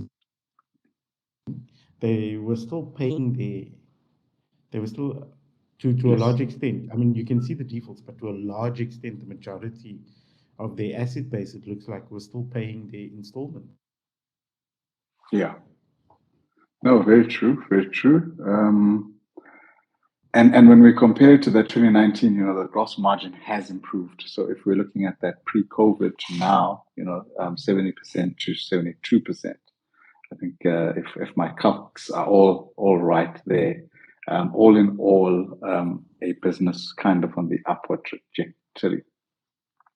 The net margin has improved significantly. So COVID has been very good to both these businesses. And when I say both these businesses, I'm assuming a lot of this, even though it's transaction capital, we're really talking about the combination of SA Taxi and We Buy Cars.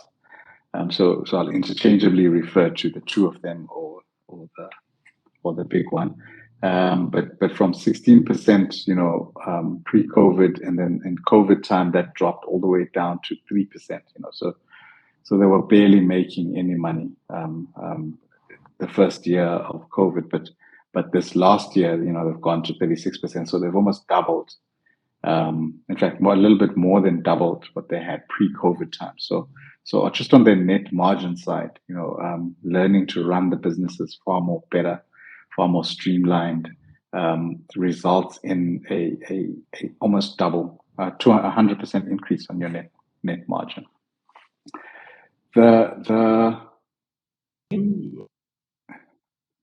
Looking at that from your spreadsheet.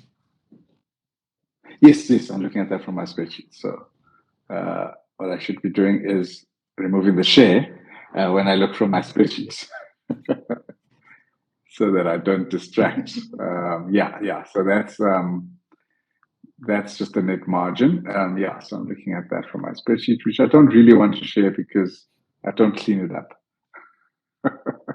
I know where to see all my info. So in terms of profitability, maybe just a few other things to look at around profitability. The return on the total assets for this company, again, they're out of the woodwork there. They were only returning like less than 1% as COVID kicked off. They back up to about 7% on a return on their total assets, and then their RONA is about 54%, which is absolutely crazy. But their return on equity, which is probably a bit more accurate, the return on equity is 21%. So, for the equity that they have in the business, you're seeing a business that's probably growing about, let's round it off and say 20% in the last year, and that previous year only 3%. So, you could say at a 10, 11% on year on year, they're looking quite good. They're out of the woods. We did speak about them purchasing the dome, the Northgate Dome. So of course, we did expect to see these numbers to improve a lot from the We Buy Cars side of things, and then if you have a lot of taxis cutting you off and a lot of traffic, means that the SA taxi business, the people who have borrowed money, which is the taxi owners, are now in a position where they're able to service those debts. So profitability wise, I think doing fairly well. Do you I like to go to Do you think that those effects of COVID have all come out in the wash now that we've seen, or do you think in this financial we're going to see some effects of the COVID lockdowns and things on this business specifically? I think this business is out. I think one of the things they stated very early on is that they're defensive against the situation. So they expected it not to hit them as hard as it hit other industries. Defensive market is key part of this. Yes, absolutely. Absolutely. So they didn't expect COVID to affect them negatively. But as the restrictions are almost all but gone, as the vaccine is allowing for far more movement of either public taxi people, so SA Taxi, or people now getting back into the market, getting back onto their feet, getting a job again, and purchasing secondhand cars, being able to buy cars. I think it's not going to be worse for them from an environment point of view. I think the environment is far more conducive for them to ply their trade. So I think it's over for them. Yeah, and then and one could say the inventory skews their world. Maybe their current assets aren't as good as, because they may have lots of cars sitting there. But we did get the answer as we went through all of that they're turning their cars, from purchasing the car to selling it to its new buyer in under a month. And so maybe when we look at their liquidity, their current liquidity, and I like one being, you've almost got an equal world. You've got the same number of buyers for your product, and anything above one means that you're barely scratching at the surface in terms of demand. On their current liquidity, they're 2.2. It's down from 3.9, and I'll chat a little bit about my thoughts around that. But the asset liquidity remains above 1, which is they're on a 1.32, which means they've got about 30% more people clamoring for secondhand cars still than they can provide into the market. So that's good room. And that's why they're able to move their cars in under a month, which means they've got good demand, not good room, good demand for their product. But back to that liquidity. So the liquidity at the beginning of lockdown, and back to that defensive market statement, was 3.9. So there were 3 people for every car they sold. There were 3 people who were not being satisfied, who were desperate for a vehicle. And now, for every car that they sell, there's one person sitting there hoping for a car. If I use my loose maths just to kind of bring that thing home. And I wonder who picked up the slack. Is it new cars? Did the new cars start coming up with better offerings and luring secondhand car markets to secondhand car market buyers to become first hand car buyers? We've had a lot more entry levels coming in. We've had the QQ Chevy. I think there's an electric thing running around. And so I just wonder where did the two people who were waiting for a second-hand car, where did they go? Because they had to have had their needs satisfied. So it's just interesting. I would have thought it was the other way around, where during tight COVID, there were less people looking for cars, but there were actually more people looking for second-hand cars during tight COVID, which then makes it an interesting point. You asked me earlier, are they out? Is COVID? Are they on the up and up now? Is COVID over for them? And so maybe I must pepper my enthusiasm down a little bit, because what does out mean for a second-hand car business? Less sales. Right. The expensive cars as people lose jobs. Yeah. And then replace that with a second-hand cheaper car, kind of thing. And of course, as the economy recovers, we'll see a reversal of that happening. They'll dispose of the cheap second-hand cars, and they'll buy. But it's a lesser cost. Oh, yeah. Yeah. So the second-hand market now gets flooded with more cheapies, versus in the one way it's declining, it gets flooded with more expensives. Right. Right. Yeah, very interesting. Very interesting. It's actually quite nice to see it. Yeah. Cool. Okay. And probably for our listeners, they don't hear much of a difference other than a lot of lag. So if you're not seeing the visual, Waleed and I are now sitting in very separate locations. So we are slaves to how fast the internet can keep us not lagging. Yeah. So our telecoms provider. Indeed. I always call myself the chief apology officer for all the networks, because I'm always apologizing for the poor quality. Okay, so then. Thank you. Yeah. Okay, so let me. I'm gonna take it along, and just look at the corporate citizenship. What type of corporate citizen do we have in Transaction Capital, and the entities that they hold? So if you are a person who has to pay them back, if you're the taxi owner and you're driving this taxi around, versus, or if you're the bank that is financing the guy who's buying the We Buy car as well, how long does it take for that money to hit the bank for Transaction Capital, looking at both of those companies? And that number's come down a little bit. It was 3 months at hard COVID, 92 days. And that's come down a little bit to 81 days.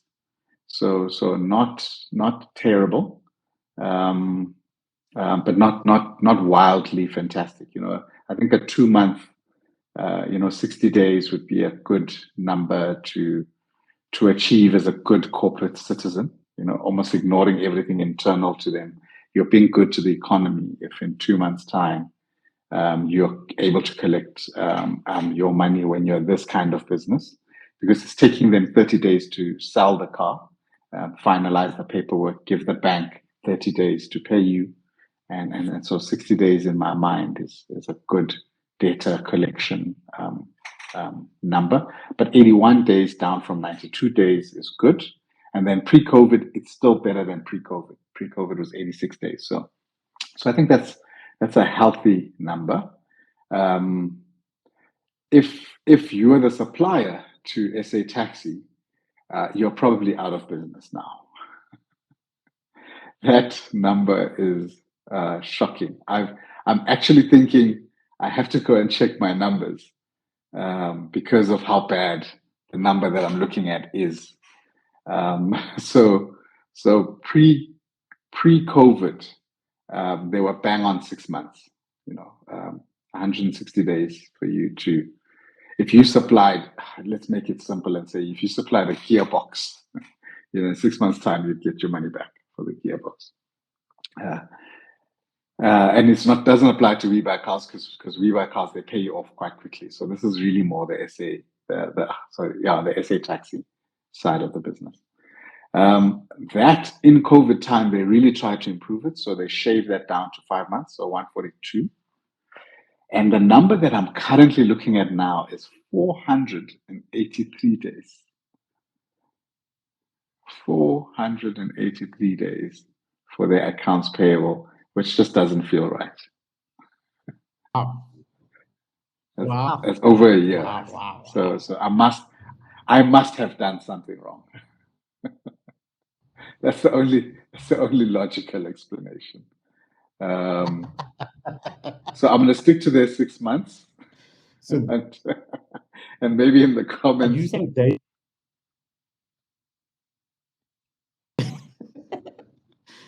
Say again. So I was just unpacking that accounts payable thing. So say that in another way, the 430, what does it mean to the side of that? So if you supplied the gearbox in 2020, beginning of lockdown, you're just now getting your money today. A year and a half later, 483 days is a year and a half later. They just, it's almost, the numbers are saying they just decided not to pay anybody until they're out of COVID, which is why I'm saying my numbers, maybe, and let me just, I have to share their balance sheet. So we just take a look at this number and see how off I am. So when we're looking at their liabilities, right? When we're talking about creditors, we're talking about accounts payable. So if you look at the balance sheet, which is the statement of financial position, you come down into liabilities, and in liabilities you should see something that says trade and other payables. Okay, and trade and other payables. If you notice here, it used to be 686 million. They would owe people, or they owed people at the last financial year, which is September 2020, 6 months into the lockdown. They owed people 686 million rand, right? A year later, which is 2021, September, that number grew to 2.59 billion.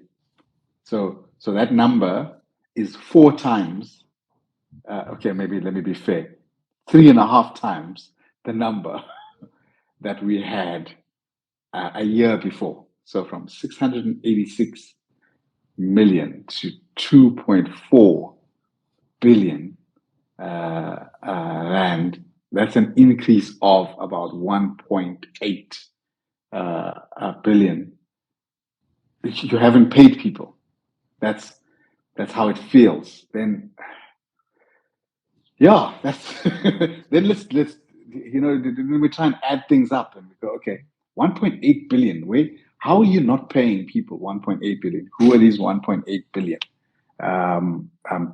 Where did you find this money? So we go down to the consolidated income statement and we look at what's your cost of sales, right? So you're selling on the one hand 2.6 billion worth of interest, and the payment of that interest, how much it costs you at the bank, wherever you've gotten it, your cost of sale is 1.2 billion. So if you owe your payables an extra 1.8 billion in 1 year, but your cost of sales is 1.2 billion, it is a silly statement to make, but maybe not a true statement that you haven't paid in your cost of sales at all for the full year. So if you're a bank, transaction capital for 2 years, yeah. So if transaction capital has not seen a dime from you, you keeping them afloat, And remember, the reason I like to focus on this is it's about corporate citizen. So you start touching a little bit outside transaction capital, because for transaction capital, it sounds great, it sounds good, but there's a bank that's owed this amount of money, or banks that are owed this money that haven't seen this money, and when banks don't see that money, they got to make that money somewhere. Yeah. So that's quite interesting. That Yeah. See, they show the bad debt at about 4.3%, right? Which is nowhere close to this actual number here. Yeah. And so it seems those payments, and so sitting on the group's balance sheet. Yeah, but The yes, earnings and in items. absolutely, and I'm not an accountant at all, so I like to grasp at simple ideas. And a simple idea for me is a current liability means in 12 months you're going to settle the debt, and a current asset means in 6 months you're going to move that inventory, right? Or you're going to spend that cash. So that's the word current. Non-current means it's going to be more than a year. Whatever's happening in that space is going to be more than a year. And therefore, a non-current asset, let's start with the asset. A non-current asset, if you can call it that, is your fixed assets. It's your property, your equipment, your dome building, that kind of stuff. But in the non-current liability world, it's the debt that is contractually more than a year to pay off. So those are your interest-bearing loans, and we see those words here: interest-bearing liability of 16.1 billion rand. But that's contractually understood. The bank knows, you're going to pay us off over 5 years, 10 years, whatever the deal is. It is reflected in your books as a non-current liability. So when you now shift from a 686 to a 2.4, I'm just saying ethically, are you still reporting on current liabilities? If a year has gone by, we are now we're in this phase where maybe to the letter of the law, you're taking 355 days to pay the guy off, and then you pay it off just before the books close. But in a cycle phase, 483 days cycle is more than 365 days. You are now you're now an interest-bearing liability that's listed as a current liability. And I think that's shocking practice. I hear you. I do want, like, we were going through 100-year pandemic thing, right? Sure, you made 6.6 billion. The globe, the country was. You made 6.6 billion, and they paid you. Sure. And the people you made 6.6 billion from paid you in 5 months. And defense the cash, and so they were rather sure, but they paid on to 5 months. But they paid you in 5 months. Yes, but so economy kind of slowed. Yeah, but you've got the cash. Okay. Let me give you double. Let me just say. Let me be fair to you. Let me be fair to you and say, okay, be defensive as well. Be double. Be double 5 months. We're talking 300 days, right? You're on 482 days. It's 483 days. I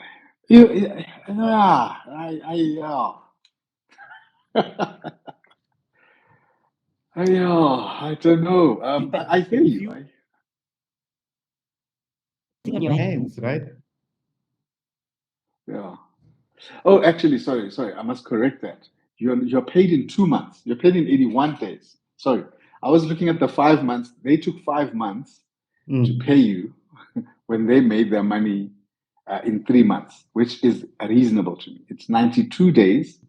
To your point, during the heart of lockdown, it's 3 months until you get your cash back from the banks, right? And so you're paying out your people in 5 months. So you're taking 142 days to pay off your money that you got back in 92 days.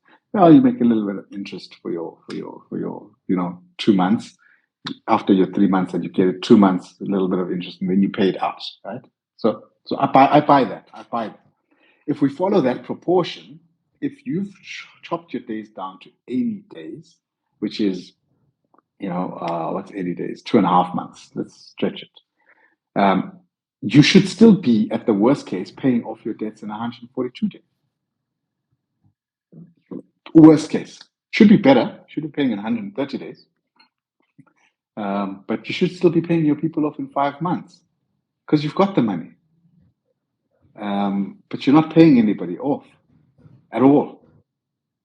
And I'm just saying, ethically, that has to have implications, negative implications for society.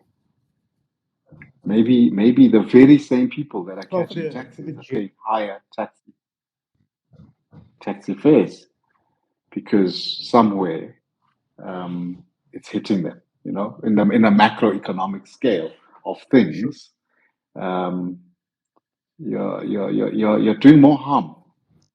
Or you're doing some harm. Let me not say more harm. You're doing some harm as you're doing your good. So I don't know.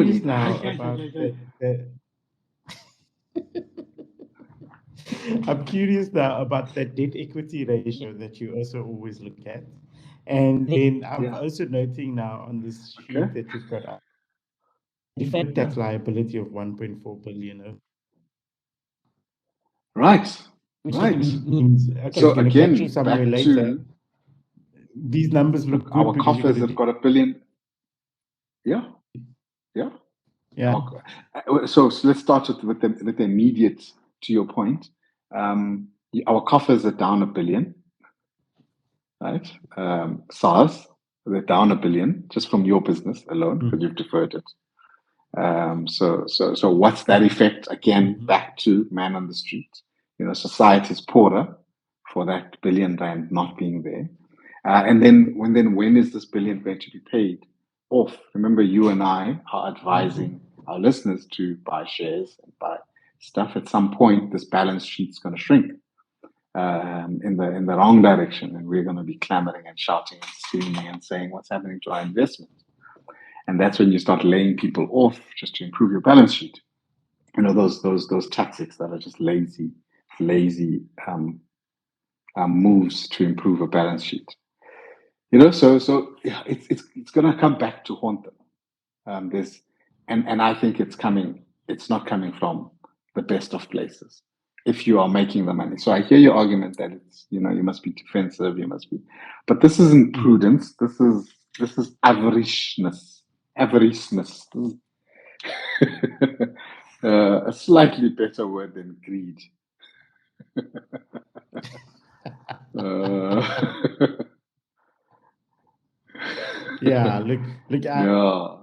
I hear you, and I'm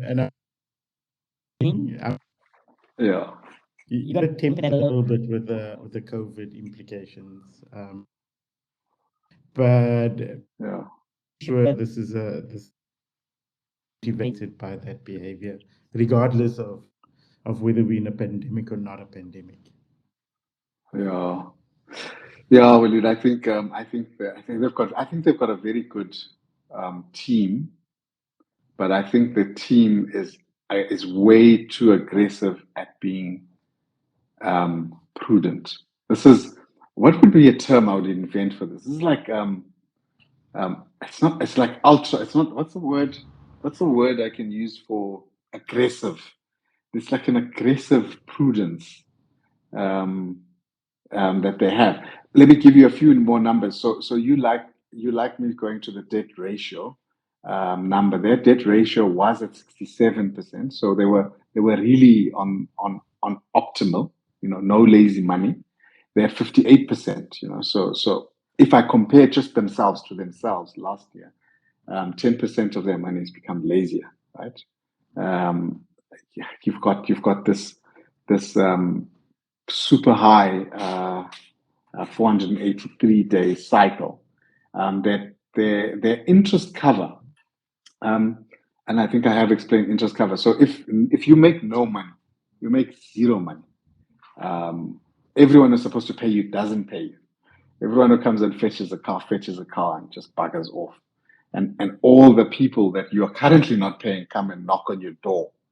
How much money do you have? How many months can you sustain yourself until it all falls apart, until the wheel come off? So a very cash flow centric curiosity question.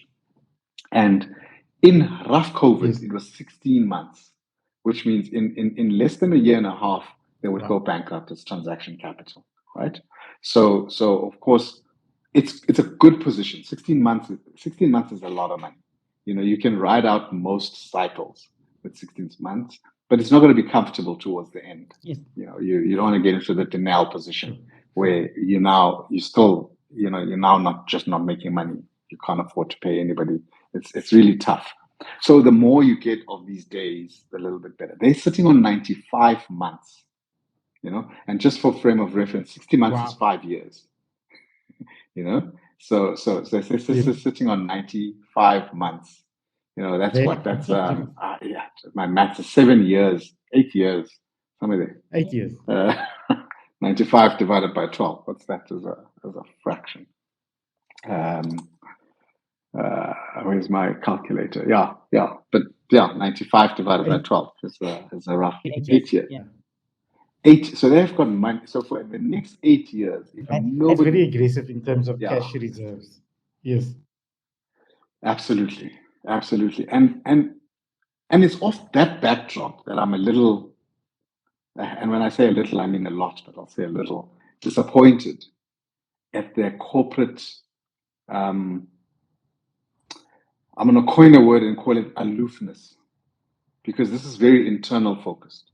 You do not realize the effects that these decisions have on society, the very society that you're proud to be part of and proud to be contributing to. These managerial decisions are not good. So I call it corporate aloofness. You're almost staggering about. It's that clumsy. You're being clumsy. Just tighten up. Yeah. Selfishness. I think you're being nice when you say like it's a selfishness, right? It's a let me look after myself and care about my suppliers kind of thing, right? Like squeeze my suppliers, I'll squeeze. It's like just yeah.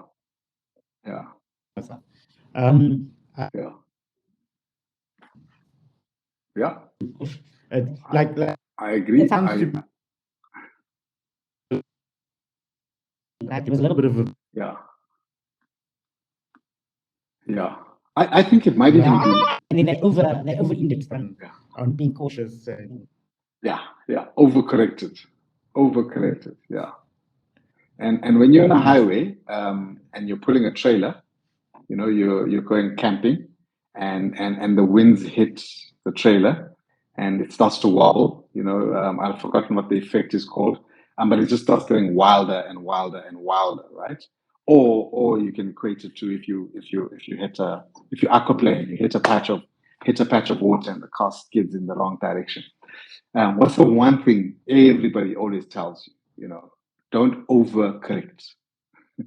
Overcorrecting is as bad as doing nothing. And every car that lands on doing 8 times somersaults and stuff, that's overcorrection. Yeah. And using that analogy, I'm saying, if you're taking more than a year to pay off your suppliers, and those suppliers are banks, that's overcorrection, and you're somersaulting us.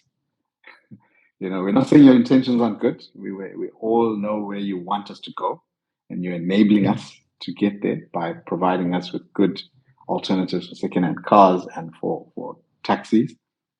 But you're overcorrecting. And the overcorrecting is we'll still see a reckoning for this overcorrection.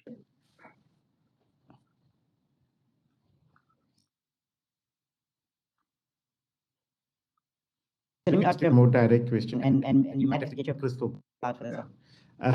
But that reckoning, the chickens coming home to roost, what do you think is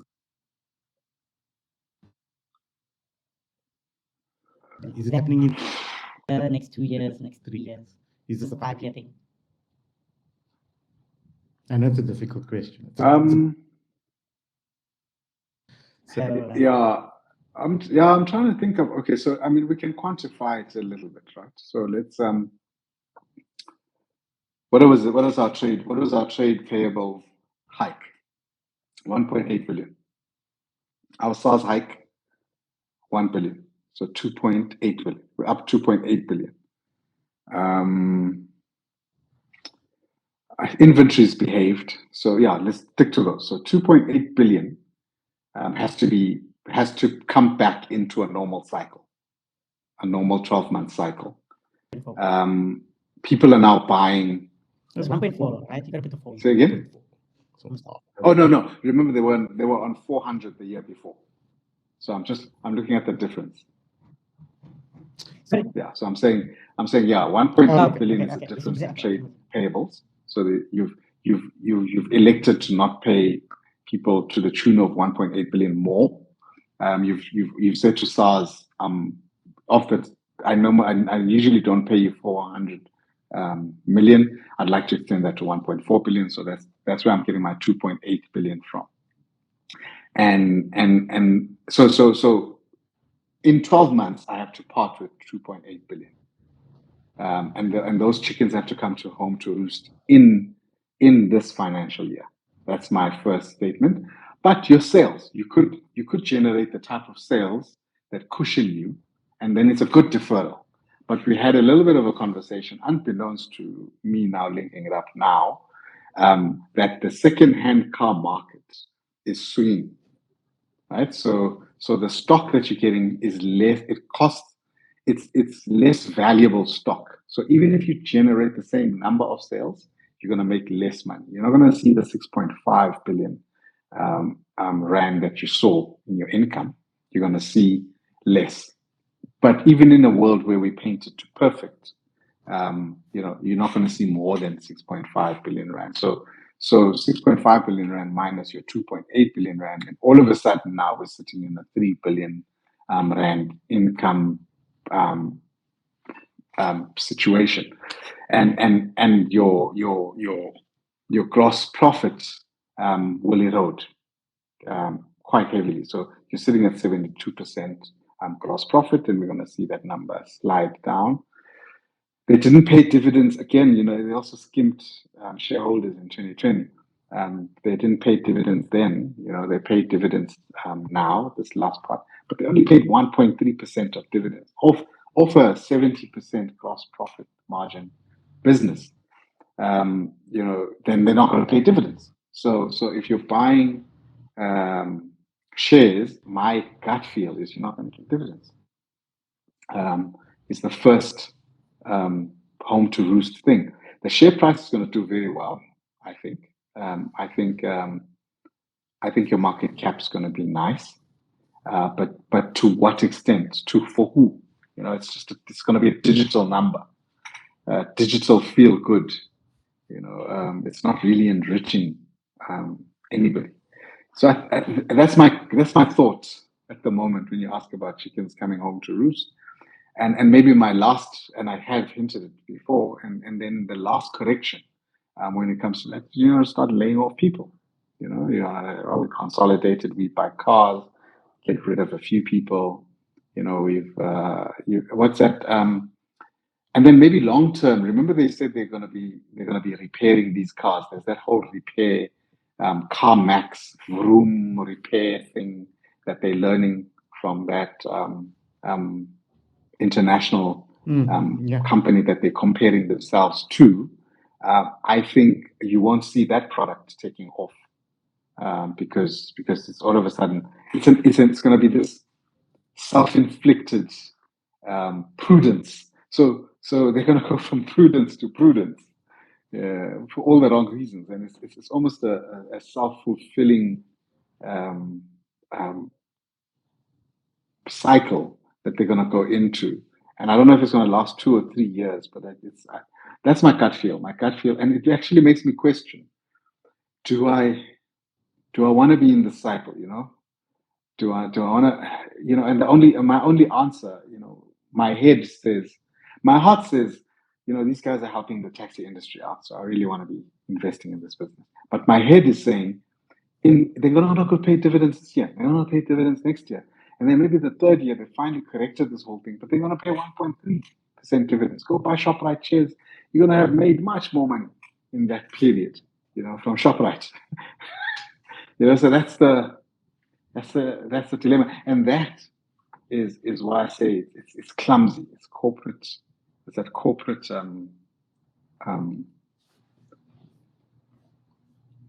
not naivety, I had said that word before, but that clumsiness, that aloofness, corporate aloofness. It's just a bunch of CAs thinking because it's so good short term, it must be good all around. No, you don't exist in a vacuum. Yes. And we headed to a point where the banks they're sitting on the lowest interest ever, and you're not paying off your debt at the lowest interest ever. So by the time unless you've got some hedging, by the time you finally decide to sort this out, the interest rates will have clicked up a few basis points, which means you're going to be paying a little bit more. So as much as I'm saying it's 1.8, it might not be 1.8, it might be 1.9. Because the interest rate has increased. So yeah, that's my thought. The interest rate cycle has changed. Has turned. Yes. I do want to ask you about another item I see there on the assets. Item. It's gone up from 1.3 to 4.3, which makes which is 3 times almost. Yeah, 3 billion rands worth of vapor. Okay, so what's so goodwill. So talk to us about what asset is this goodwill asset that has suddenly grown by 3 times in 1 year, right? That's exciting. And I'm going to go there now, but just to explain goodwill. So goodwill on a balance sheet is a very specific treatment, and it only occurs when you sell a business or when you buy a business. So if you're buying a business, let's pick you're buying a car wash. If you really count the assets of the car wash, maybe they're 1,000 rand. It's just a sprayer and very simple stuff. And maybe the location, if you add the location, let's call it another 1,000 rand. So you're 2,000 rand. But when you buy this car wash, you pay 5,000 rand and not 2,000 rand. The 3,000 rand is what they would call goodwill. And the goodwill is usually attributed to two things. A very tangible thing will be patents. So in our car wash, it might even be just that location. The fact that you're in that location makes it prime. Location means you'll be washing more cars than other people will be washing cars, just purely based on that location. And then the second one is, it's a managerial effort or the managerial team. So you're saying, yes, this asset should be worth 2,000 rand, and it should be making you 200 rand, but it's going to make you 400 rand. And the reason it'll make you 400 rand is this team knows how to treat people. As the car arrives, there's a certain style, a certain flair that this management team has that makes them operate at a better rate than anyone who had just walked off the street and have to work this car wash. And let's call that experience, managerial experience. And that's what you pay for. So generally, you look at this team, they've over the years grown We Buy Cars, they've grown SA Taxi, they're out looking for other businesses, they're out looking for, so there's a little bit of stuff that they have that you can put down to, that's why I say vapor. You can put down to, they should make more money than we paid. So you overpay. And then because you've overpaid to our car wash, an accountant says, why did you pay 5,000 Rand for this thing? What the hell? This thing's only worth 2,000 Rand. In fact, you can't write down 5,000 Rand for this 2,000 Rand piece of crap car wash. What the accountants then say is, we'll put down the 2,000 Rand so that we don't lie to the public. We only bought an asset worth 2,000 Rand, but we will put the 3,000 Rand under a heading called goodwill, meaning we didn't just buy the business, we bought the know-how of making 400 Rand rather than 200 Rand. And that's how it gets treated onto that statement. So when we look at a line like goodwill, and we must now go down to this note 15, what they're saying is they bought something, but they overpaid, and the overpayment of 3 billion lands up in goodwill. And so to your point, somewhere in this document, let's head down to note 15 of consolidated statements and find out what did they buy that they paid 3 billion Rand more for. So that's the mystery that we're going to try and solve as I scroll here. So there we are. 15, goodwill. Okay.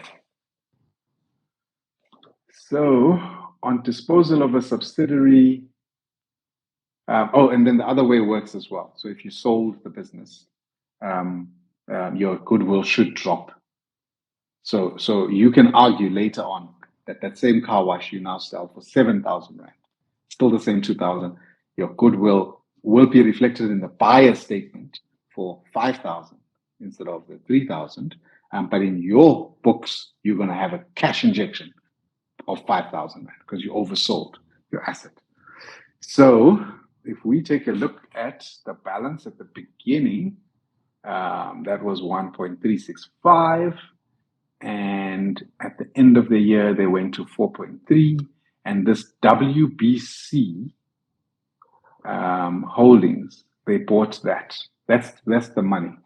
2.9.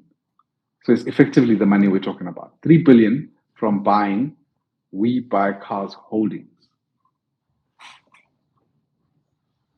And this could be true. It could be that it's the first time they own transaction capital. I don't remember now. Did they buy transaction? Did they buy We Buy Cars only now? Was it in this financial year that they bought it? Okay, so then the whatever they paid for We Buy Cars, they're taking they paid more 3 billion Rand more than a number cruncher would have valued the business. And that 3 billion Rand, which is the managerial expertise, the acumen, the know-how, the software that makes all of this thing hum far better than their competitors, is worth 3 billion. And then they reflect that over here. Sure. I hear you. But there's another item we need to look at. Can we go to note number 10? Because at the same time, there's also a massive jump in intangible assets. So it looks. But that's the same like thing. No. Intangible assets must be this. Yeah, intangibles in the financials. I missed that one, but it's the same thing. They're the exact same thing. Intangible assets is interchangeable with the word goodwill. You mean the exact same thing. It's like saying credit. That means total. That means the total value of that is 7 billion then, because it's 3 billion they put to intangible assets and they put to goodwill. Is it that they put to this? I missed that. Let me just. I missed that completely. So if you go back there, where's note 10? No, that was purchase book debts. That's what they have. Sorry, note 13. Note 13. Note 13. Note 13. Intangible assets. Okay, so intangible assets. You see that tucked in up. 3 billion. So it's 6 billion is your argument. Let's go to note 13 and let's see. 13. I would be shocked to see anything different. Intangible assets. They're talking about software. So it's goodwill, but now it's goodwill that are not people, is what they're arguing. So it's software, 5 to 10 years. Other software, 2 to 3 years. customer relationships, 4 to 13 years, brands and trademarks. So exactly the thing that I explained. So now let's look at the intangible assets. Where's the jump?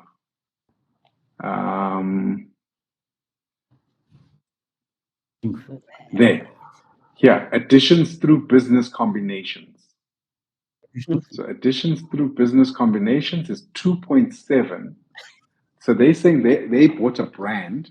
So the brand We Buy Cars, the webuycars.co.za and We Buy Cars brand, all the advertising that We Buy Cars has done over the years is worth 2.7 billion. That's how they have quantified it. Now you could argue get that from business combinations. How do you know?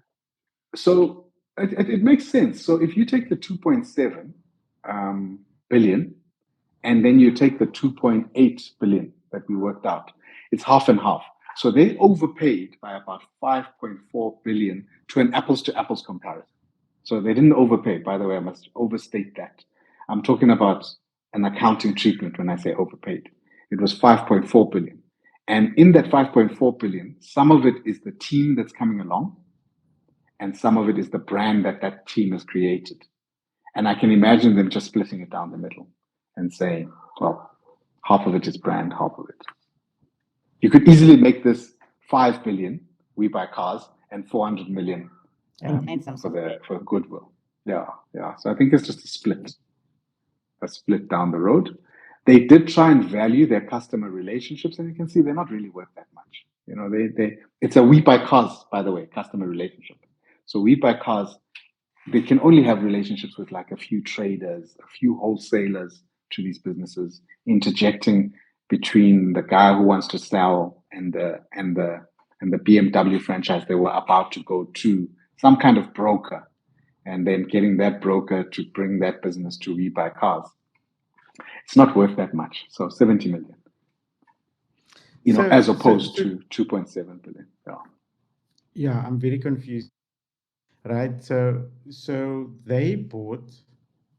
So if I'm just going through the media quickly. So the media says they bought 49.9% in We Buy Cars for 1.8 billion in September last year. Yeah. So that was they bought 1.8 billion. Right. Right. So that's nowhere close to the 5 billion, right? For half. Yeah. They paid 1.8 billion for half. Yeah. To buy another 25%. So let me read that transaction. So you're looking for them buying We Buy Cars for 8 billion or something. I'm trying to see. Yes, exactly. That's what I want to see. Yeah. So let's see. Yeah. That's a very good point. So I don't know. I don't know how you can have goodwill for this amount. I've just run through it. I think my one number when I said 2.8 might be wrong. They've stated 1.5 somewhere in here. Even though they did state 2.8 somewhere later, they're stating 1.5 for We Buy Cars. And then we've discovered that 2.7. So again, we in the 5.2 mark. They have to have bought this business for more than 5.2 billion rand for them to write down goodwill and intangible assets to that tune.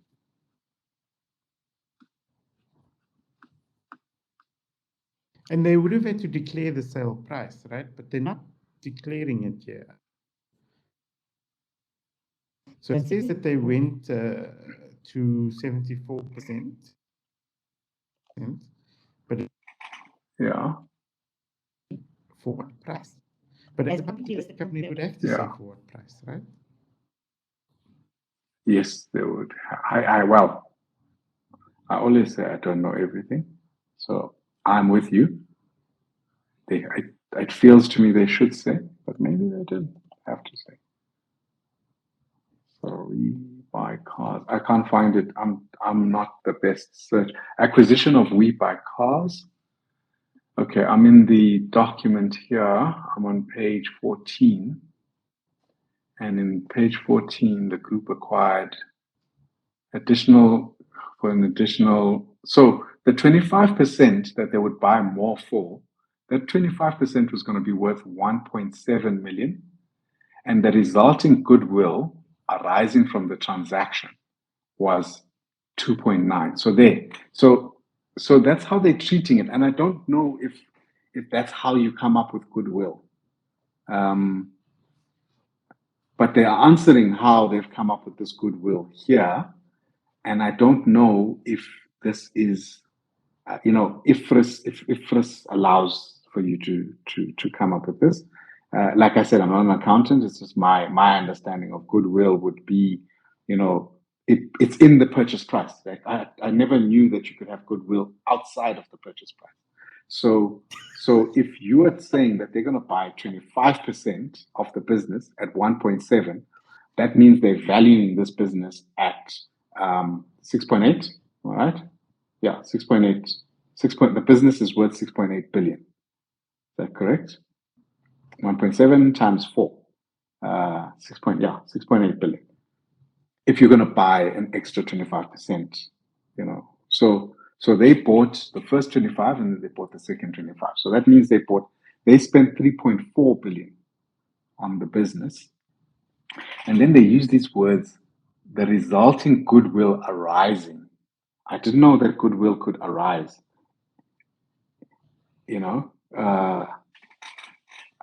At that madness, the goodwill is not part of the 3.4, because then you just bought goodwill and you bought a business worth, it doesn't even add up, man. The goodwill is higher than the purchase price. So, even though if you were to say, okay, it's the 225%, let me try and make sense of this. So it's 50%. Yes. Do you remember all the EOH? Same. Yes. Same. Okay. So this is so if an accountant can enlighten me, a chartered accountant, tell me what does IFRS say about goodwill and intangible assets? The three things that we are picking up that we don't understand. It feels wrong, but I'll say we don't understand. Is that goodwill is being calculated outside of the purchase price? Number one. Number two, the goodwill that is being calculated outside the purchase price is higher than the purchase price. And number three, goodwill is being split into intangible assets and goodwill on the same balance sheet. So those are the three things that I don't sit well with me. So as we go through this section, I don't know if I would buy shares in transaction capital. That's how material this feeling is. I'm not understanding this. It's very important to understand it for me. Am I back? You're back. Okay, where was I? I didn't. Let me. You're talking about the CA, getting an expert. Yeah, I was mergers and acquisitions. Yeah, we need a mergers and acquisitions expert because the logic around a merger and an acquisition is that there's greater value created by combining the entities than doing them individually. And there's some formula that they use to calculate that, and I don't know what that formula is, but it looks like here it's being utilized, kind of thing, and that's why they pay 1.7. But and you saw that line item says business combinations, right? And so it's by combining the businesses we generate this additional value that we get to put on our balance sheet. Yeah, but it's intangible. I think maybe I call the next session, so we'll kind of have a pause on the next session. I think I'm going to look for an IFRS expert, particularly this IFRS 3 that they've listed here. And the reason I want to call them is we rely a lot on how you treat the standard you apply to a business, especially somebody who's coming in and investing, whether you're doing that on the stock market or privately. And the thing that makes me think that I think you're right in terms of what you're saying they've done, but I also think I'm right in me believing it's wrong for them to do, is because you can't come up with a number, a random number, and then put it on your balance sheet. No matter how scientific that random number that you came up with is, because no one can pay you for that random number. Right? When I evaluate a business, if I'm going in and I'm buying a business and I evaluate the business, that's when you come up with a random number. It's not on the balance sheet. It's on me and you sitting across the table and you saying, if you believe that I'm not special and you can do it yourself, buy the warehouse across the road and start from scratch and do it. You know? But if you buy my business, you save yourself 5-6 years, and that's why I'm going to charge you a premium. I'm going to charge you 5-6 years worth of money. And I say to you, no, you can't charge me 5-6 years worth of money. I can do it in 2-3 years. So let me pay you 3 years worth of premium rather than 5-6 years. And then we go back and forth, and we settle on 2.5 times. Okay, 2.5 times or 3.5 times. 3.5 times is kind of what. Then we'll write that number, that 3.5 times down in the balance sheet. And the reason we write it is because now it's material. I'm actually giving you cash. It's no more a back and forth on the table on whether I think my little Uno is worth a Ferrari. Somebody's paid me Ferrari money for my Uno. It makes it tangible. As much as I hate NFTs and I have no idea what we're doing with NFTs, the fact that somebody has given actual money makes the NFT worth that much. Doesn't matter what I think about the NFT. It's now worth the money. As opposed to me just believing my NFT is worth R1 billion, but no one has ever paid me R1 billion for it. And everywhere that I go to speak, I speak about this R1 billion NFT that nobody has yet paid for.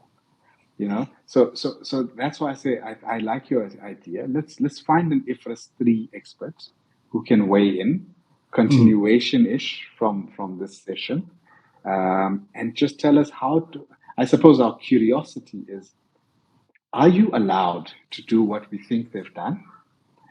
One step maybe before that is: are we reading it correctly? Because maybe we're reading it wrongly and they haven't done this thing, and we're just and then we'll do the right thing and we'll say, no, we're wrong. We read it wrongly. And just get a view from somebody who lives in this space and tells us if what we think they've done is what they've done and if it's allowed. For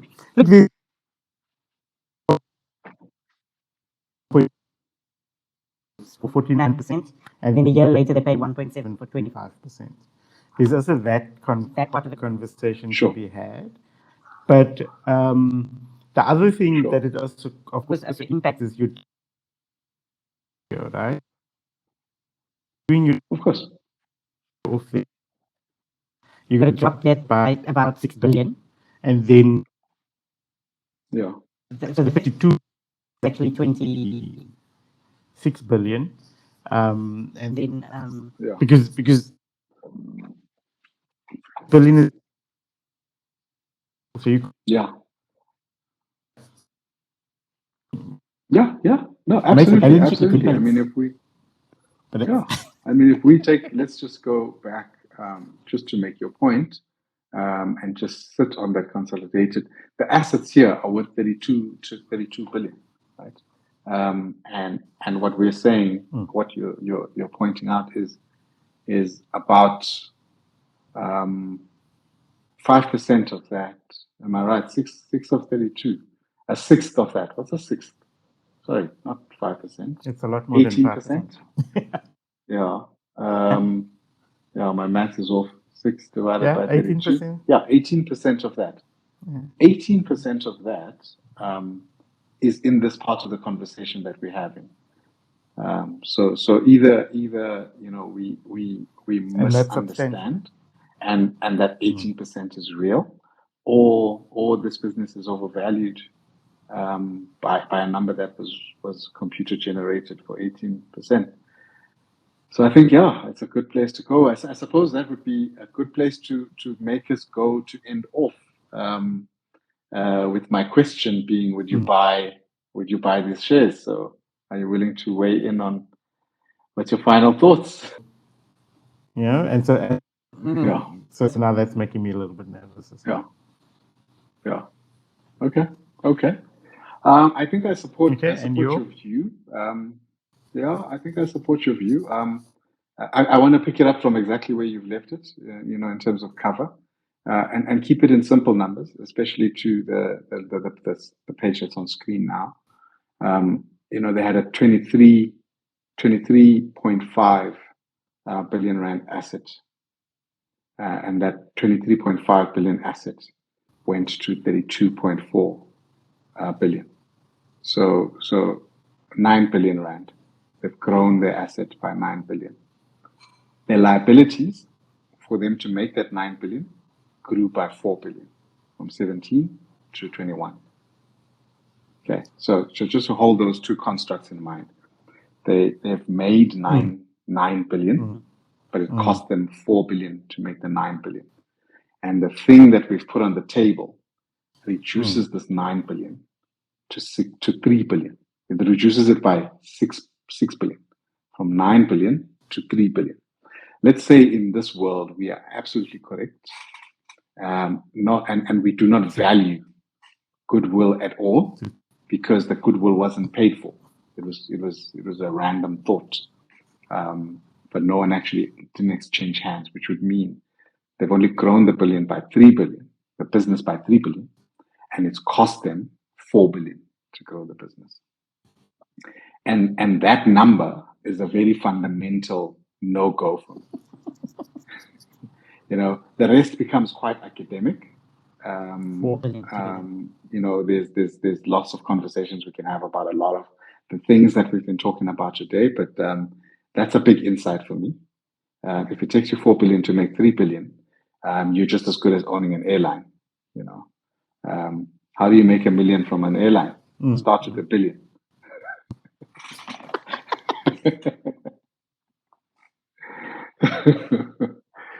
Yeah, so I hear you being on the fence to negative. I think I'm just on the negative. It's a non-starter for me. Yeah. Are you back? Okay. All right. Okay. So yeah, that's So I'd love to leave it there. That's our thoughts. We're not. Yes. Okay. We're not. I think that was a good session. Yeah. We're not financial experts. We're just giving insight on what we interpret from the documents that are publicly available, so that you can at the very least, make an informed decision, or be curious enough to interpret for yourself. So thank you for joining us. Make hay while the sun shines, and until we find an M&A expert to come and help us unpack this last interpretation. Please have yourself a wonderful February, if you're watching this in February, but a wonderful day nonetheless. Sure. From my side, I just want to say it's more, for me, it's more a case of we sharing how we understand and how we develop our of the company and the financials, and if us and helping ourselves understand this helps you, then then excellent. Then it's been a positive experience. Absolutely. Kind of thing. So for sure, yeah. Enjoy the rest of an awesome one. Absolutely. And people that are in Cape Town, I hope you enjoy your wonderful weather. We all wish we were there. Yes. Past few days, absolutely. Cool. Cool. All right.